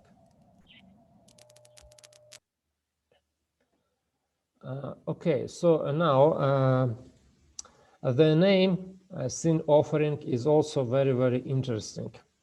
There was a very, very famous scholar, Jacob Milgrom, and he wrote a very, very famous commentary in the Anchor Bible Commentary Series, 2-volume commentary on the book of Exodus, 2-volume commentary. So, one of the most maybe famous contribution of Jacob Milgrom to the theology was reconsidering the meaning of the sin offering, reconsidering the meaning of the sin offering. Why? Because actually, do you see sin offering, the name of the offering is Hatat, and actually it has two meanings. Hatat could mean sin, and it also could mean sin offering. But in some cases, the sin offering is brought even in cases when there was no evident sin. Just for example, a woman gave birth to a child. After a certain number of days, she is supposed to bring a sin offering, but she didn't commit a sin. She's a married woman, she gave birth to a child, so there is no sin in this situation. So why in this case it is called a sin offering when there was no sin? So when he considered some of these issues like this about the sin offering, so he suggested to translate it differently. He suggested to translate it not as a sin offering, but as a purification offering. That the offering which purifies from something. So it makes sense, for example, if a woman gave birth to a child, so after that she needs to purify herself after that. So that is why it was called purification offering. And in many translations and in some commentaries, this idea is adopted. And even our Adventist theologian, Roy Gain, who actually was a student of Jacob Milgrom, he also adopted this idea, and in his, not in his commentary, in his book, Cult and Character, he speaks about that. So there was two different ways how to interpret the sin offering. So one way is to say that it is still sin offering, and another way to say that it is a purification offering. But I need to tell you that not everybody agreed with Milgrom that it is a purification offering, because the name of the offering speaks by itself, and the name of the offering is Hatat, and Hatat actually means sin offering, not purification. And that is why if the name of the offering is so closely related to the idea of sin, so that is why we cannot exclude this sinful connotation, or not sinful connotation, but this connotation of sin, this saturation of the meaning of this offering. So now we will come to this a little bit closer, because do you see, I would like to pay special attention, especially to the sin offering. So now the offerings. The first one is the burnt offering. And Allah, the burnt offering, it comes from the verb Allah, which means to go up, to rise. And it is clear that the name of the offering is very clear, because everything should be burnt. So everything should go up to the air, to God. This sacrifice is often found in Genesis. This is the most common offering in the Old Testament. So very often it is brought. Next one is mincha. This is the grain offering. This is a bloodless offering. So it is not supposed to be a blood offering. And what is mincha? Mincha is a grain offering when something from grain is brought to God. According to the rabbinic tradition, the sacrifice is the equivalent of a burnt offering for a poorest, those who cannot sacrifice an animal. However, the fact that the offering was very different from the burnt offering makes such an assumption unlikely. In many cases, the burnt offering and grain offering were brought together. It is therefore understandable why its description follows the description of the burnt offering. Sometimes the grain offering was brought independently, but it was very, very rare. And actually the word mincha means gift. What is interesting in the story of the sacrifice of Abel and Cain, both of them brought mincha. Actually, their sacrifices is called mincha. But it is clear that Abel's mincha was not a bloodless mincha. It was mincha or sacrifice of blood of the animals. So in this case, we probably can translate mincha not as an offering in case of Cain and Abel, but maybe like a gift. So both of them brought a gift to the Lord.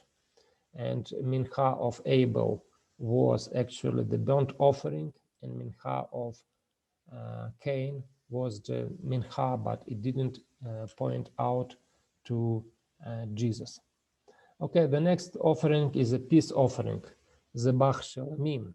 And this offering was not mandatory. So what it means that people were not obliged to do this. In many cases, before you go any further, Prof. Yes. I just want to understand about the issue of Cain and Abel.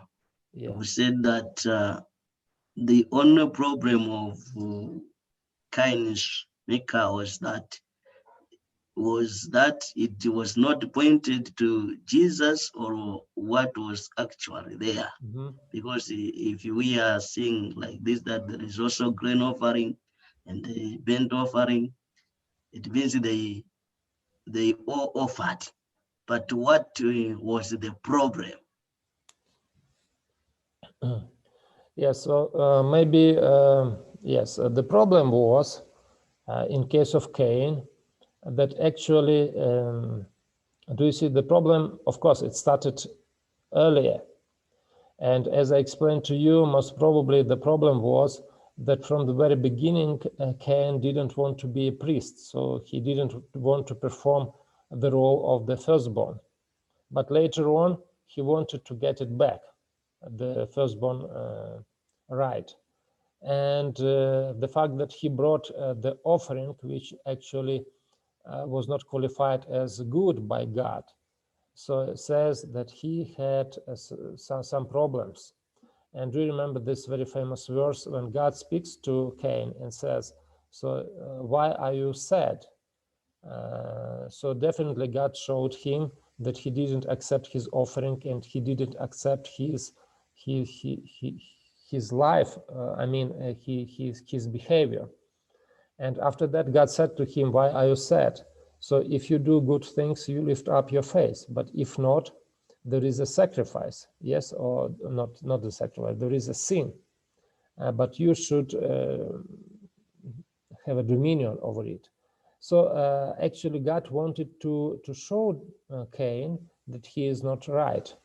But we see that he didn't heed to the voice of God, and he did what he wanted to do. And finally, it ended up with a great problem, and he killed his brother. So the two offerings that they brought, when Abel brought the offering, it was a burnt offering, most probably. So it is not called the burnt offering, but we can assume that it was a burnt offering because he brought somebody from some animal from his cattle. But Cain brought an offering, and actually it was not an offering of confession. So we cannot see that Cain confessed in his sin.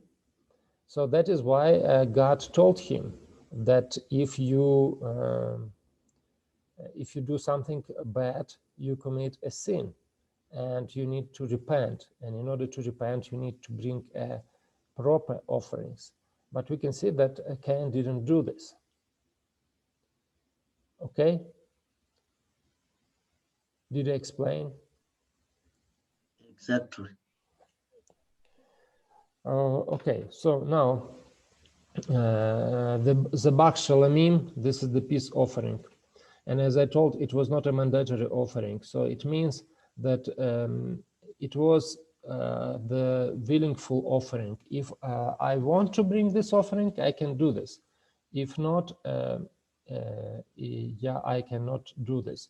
But there were some cases where this offering was brought, especially brought. And this is like thanksgivings, vow, and a free will offering. For example, if I want to thank God for his goodness in my life, if I want, if I made a vow, yes. Can I say that the evidence of Cain and Abel is that there was God commissioned them a certain an offering which was supposed to offer before God, that is a sin offering. And therefore Cain himself failed to follow instructions and despised the command of God. As I told, most probably the sin offering didn't exist at that time. So the only offering that they knew was burnt offering and peace offering, and probably grain offering as well. No, as well, yes. The first offering that was brought was a burnt offering. How do we know this? So I do remember the story of Adam and Eve. When they committed a sin, God killed an animal, and he made a dress for the first people from the skin of the animal, from the leather of the animal.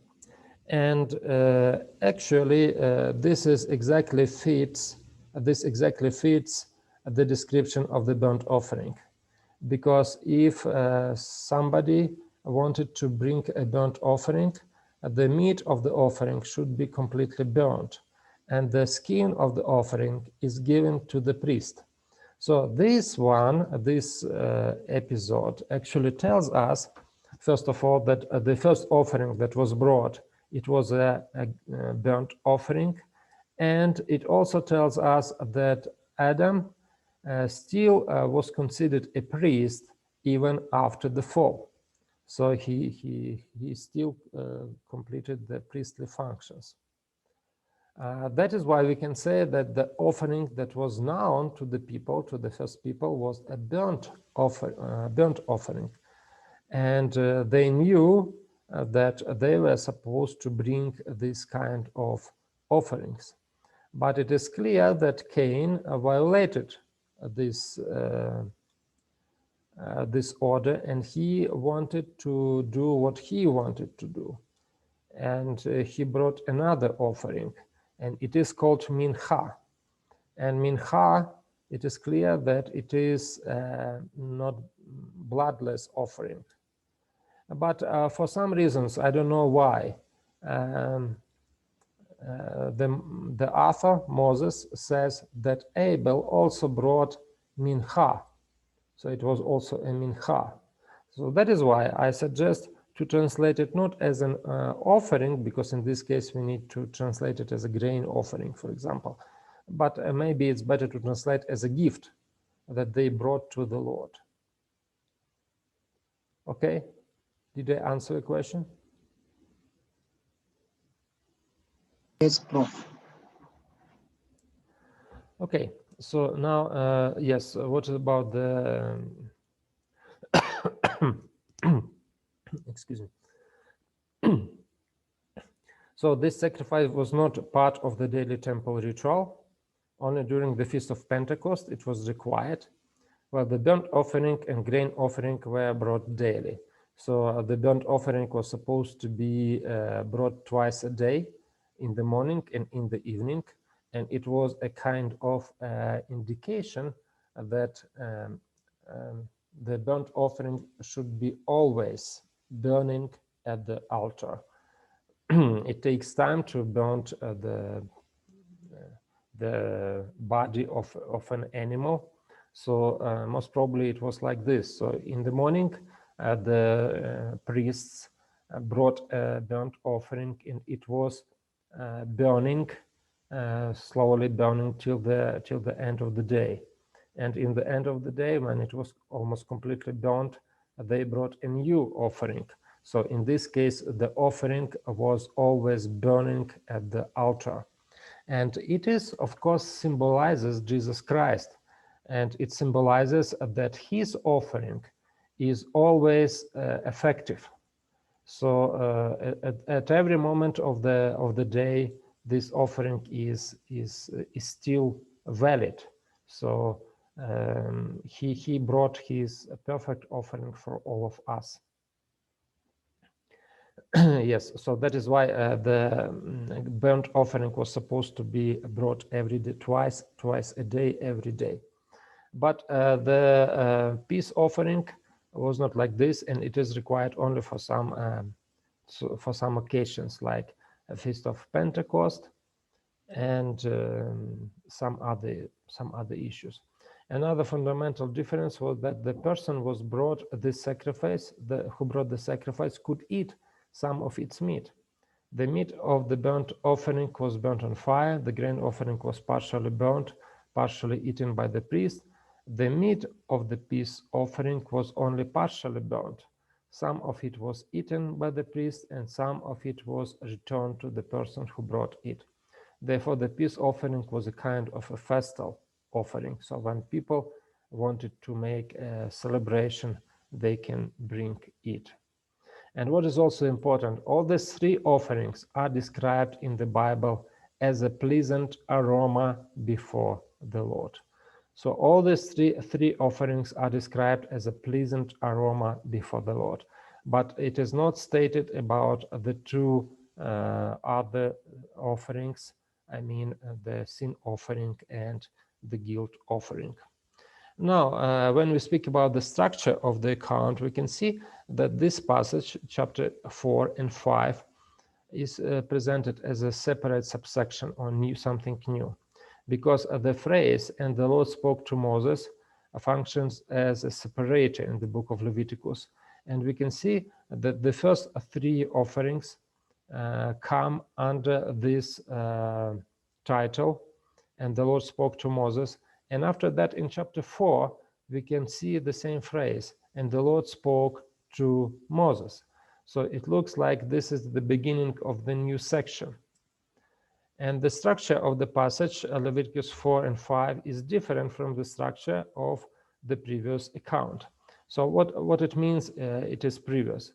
If we look at the ritual of bringing the burnt offering or peace offering, there is no distinction is made about the status of the person who brings the offering. So it doesn't matter.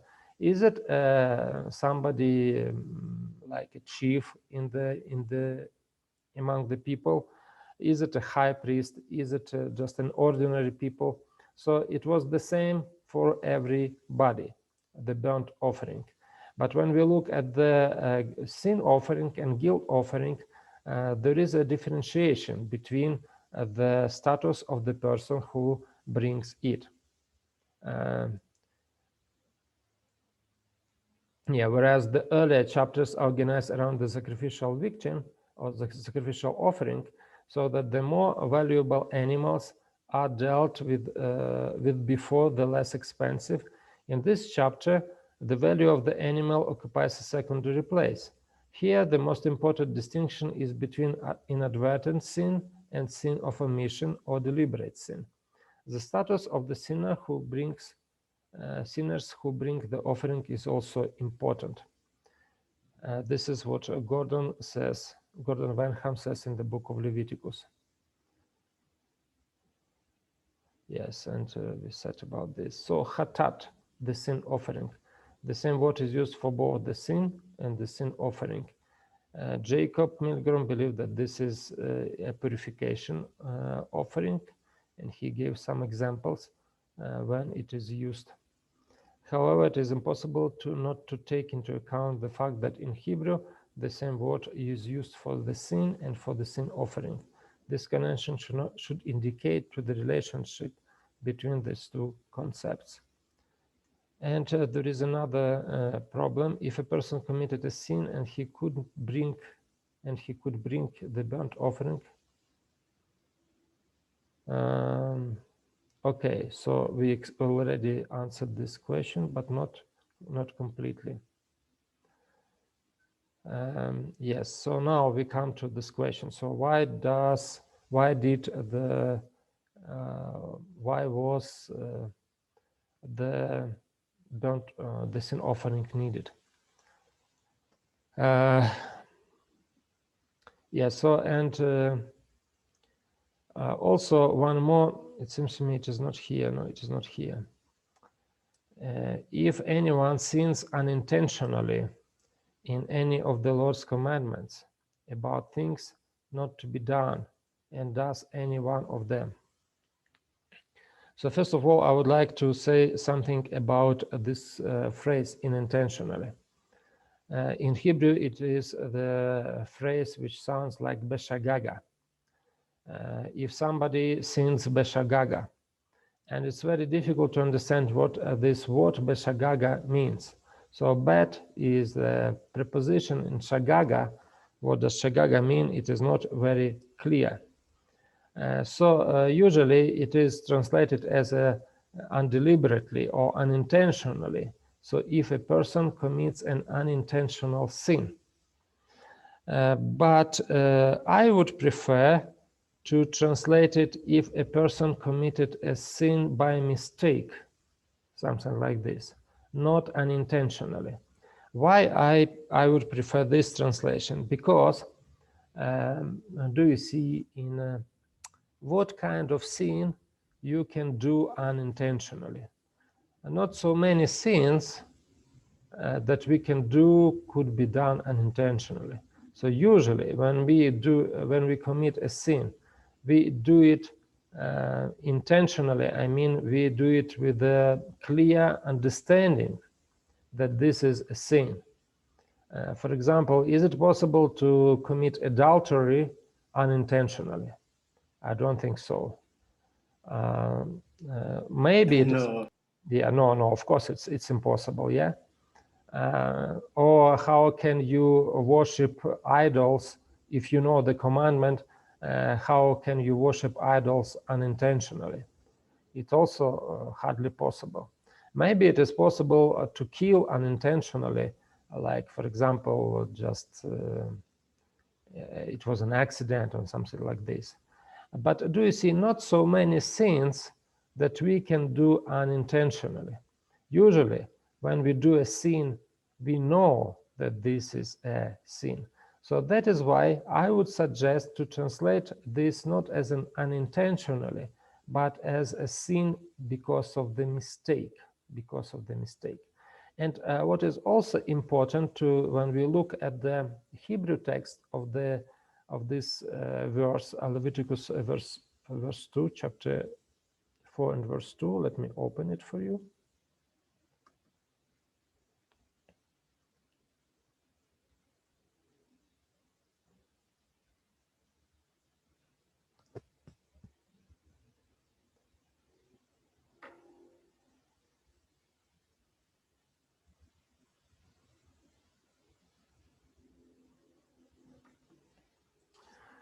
דבר אל בני ישראל לאמור נפש כי תחתה בשגגה, this is which is translated usually unintentionally, מכל מצוות אדוני אשר לא תעשנה לא תעשנה.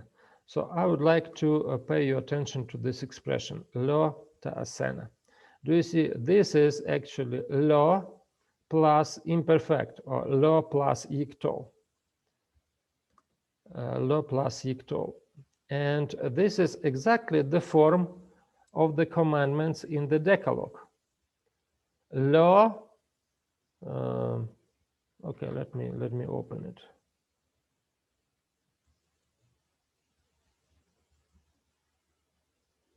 Exodus 20.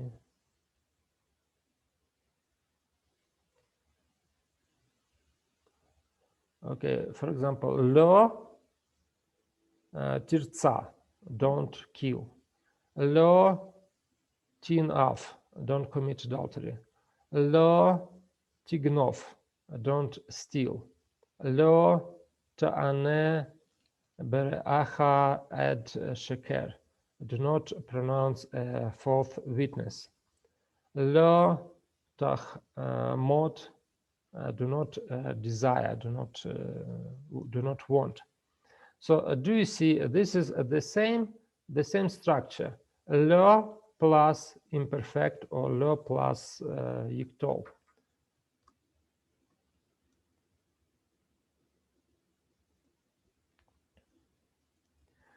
So when God said here, so let me translate it for you, the Saul that committed a sin by mistake from all commandments of the Lord, which or that they should not do. They should not do. And did from one of them. Indeed, from one of them. So do you see, it is clear that here God speaks about the commandments, and he speaks about the Decalogue, because the phrase here, lo ta'asena, is exactly the form of the commandments in the Ten Commandments, in the tablets of the law. So what we can say, and if we take into the consideration that this offering was introduced just after Sinai, after the golden calf incident, so we can assume and we can suggest that actually this offering, the purpose of this offering was to, this offering should be brought in the case if some of the Ten Commandments are broken, are violated. And we need to remember that the Ten Commandments is actually the document of the covenant. So in this case, we can say that the purpose of the sin offering was that it should be brought in case if the covenant is broken, when the covenant is violated. Is it clear?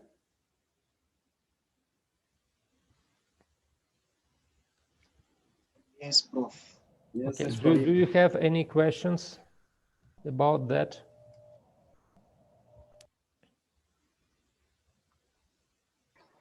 I have a question, Prof. Yes, please.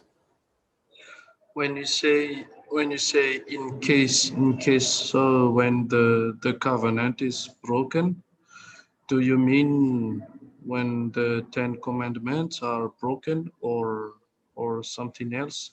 Yes, the 10 commandments, of course, because the 10 commandments is the document of the covenant.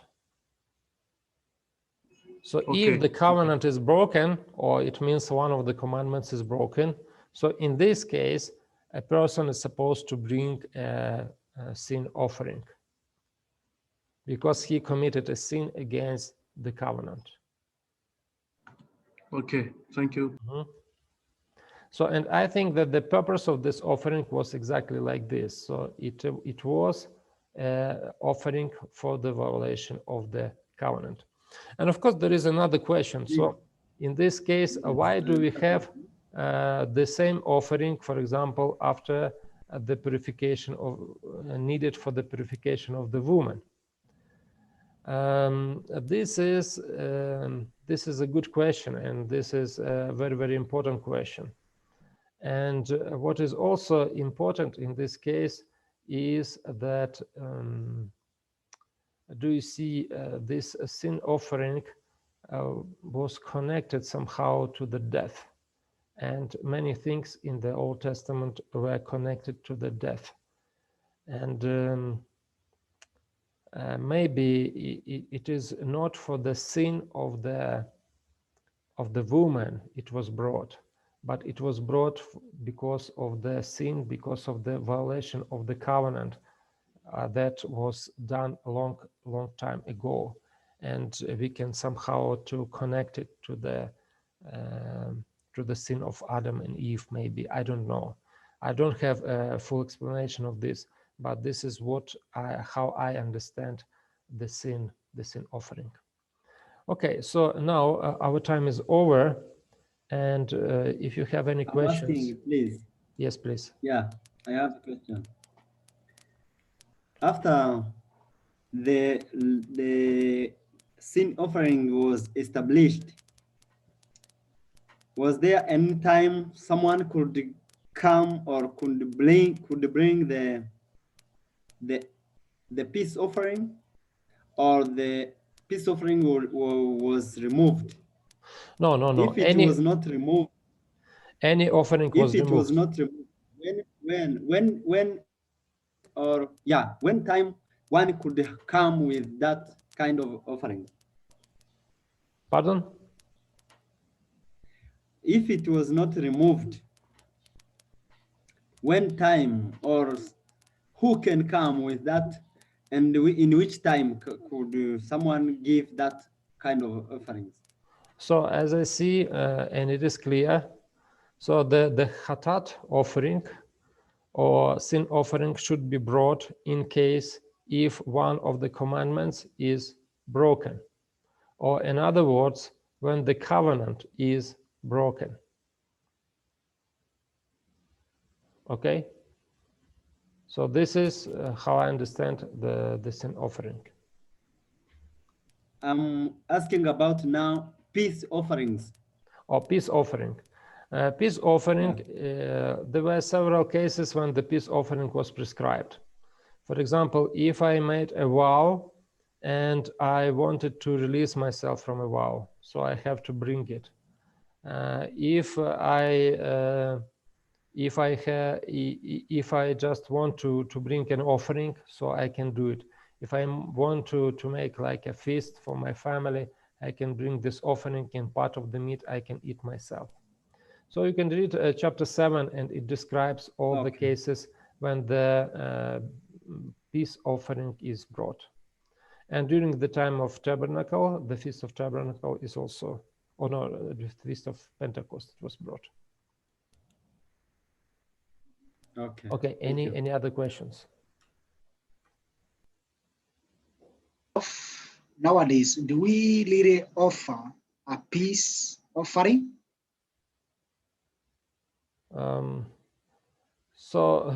Of course, in our days, do you see, we don't bring any offering. But this is another important issue that I would like to discuss with you, because one of the most problematic question in the Old Testament, especially in the Pentateuch, what laws of the Pentateuch are still valid for us today? For example, how can we know that this law, we should keep this law, but we can ignore another law? And this is the big issue. And I have, of course, there are many different interpretations of this, but I understand it like this. So all laws of the Old Testament and all laws of the Pentateuch were not given by God just to make the Israelites busy keeping those commandments, but all of them were given with a purpose. And if they were given with a special purpose, so there was a rationale why they were given. So that is why I don't think that God gave many commandments to the people of Israel just in order to make their life difficult. But I believe that all the commandments were given for something. And in this case, I think that all the commandments of the Old Testament are still valid for the Christians today. So don't stone me right now. I need to explain what I mean. But it doesn't mean that we need to keep them literally as they are described in the Pentateuch, in the Old Testament. But we need to understand the principle which is in this commandment. For example, some people say that the law, the Pentateuch, could be divided on several types of laws. Just the moral law, the ceremonial law, and some civil law. Okay, so we can say maybe like this, and but the problem is that in the book of Leviticus there is no any collection of ceremonial laws. There is no collection of moral laws, special collection of moral laws. But what we can see, like for example, open Leviticus chapter 19, and you will see that all the commandments are mixed up. So there is a commandment about Sabbath, there is a commandment about neighbor, how to live with the neighbor, there is a commandment about sacrifice, and all of them are mixed up. So in the Pentateuch, we don't have a division on the law. So this is this law, this is that law. So this is one issue. Another issue that I would like to say, I don't want to say that ceremonial law, for example, was canceled after Jesus came. Why I say like this? So what was the principle of the ceremonial law? If I committed a sin, I have to bring a sacrifice. So this is a principle. So when Jesus comes, it doesn't mean that so if I committed a sin, I need to confess my sin and to bring a sacrifice. So I think that the same principle remained in the New Testament. Nothing changed. So if I committed a sin, I need to confess my sin and I need to bring a sacrifice. And of course, I don't bring animal sacrifice because the perfect sacrifice was already brought. So what I want to say that this ceremonial law has not been cancelled after Calvary, but the principles remain. And we can say this about all other commandments of the Old Testament. So God didn't give a commandment, as I told you, to make the life of the Israelites difficult, but all the commandments had their rationale, had something that the purpose. And because of that, we need to understand what was the purpose of the commandment. And in this case, we will know how to apply this principle that it is in the commandment to our modern situation. So when we speak about the peace offering, I think that this is the offering of the free willing. So we can say that this is when it could be like an offering that we bring in the church when we are happy, when we are thankful to God for something, we can do this. And we can also give help to other people as well. So it's also possible. So there are many ways how we can do the same principle. Yes, Pastor Posla, I see you raised up a hand. Thank you, Prof. No, I just wanted to see if this would be maybe a good application of the principle that you are sharing. That, for example, in the New Testament, the principle of the Passover is still there, but now we have the Lord's Supper, which is to remember what Jesus has done and to keep it in mind. Is it in that sense? Yes, this is also a good question. So, for example, the holidays or festivals of the Old Testament. So do you see all the festivals of the Old Testament indicate somehow to some periods in the plan of salvation? Like, for example, Passover points to Calvary, yes? The death of Christ, yes. Yes, day of the Pentecost. Pentecost points to the pouring out of the Holy Spirit. Holy Spirit, yes. Yes, after that we have another festival. This is the Yom Kippur.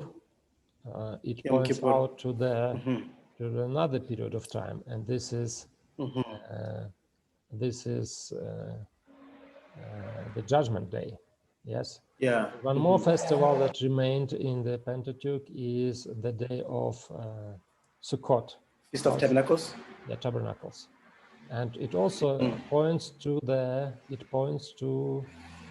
millennium. The gathering of God's Yes, when the harvest is gathered and they lived 1 week in the bushes, so it means that when this history is over and Jesus comes, we will live a millennium in heaven. So do you see all these festivals? They indicate to some events, and we can see that some of them have already fulfilled. Yes, that is why Paul says that our Passover is Jesus. Passover has come. Yes, it was fulfilled already, and Pentecost is also fulfilled. But Yom Kippur is going on right now.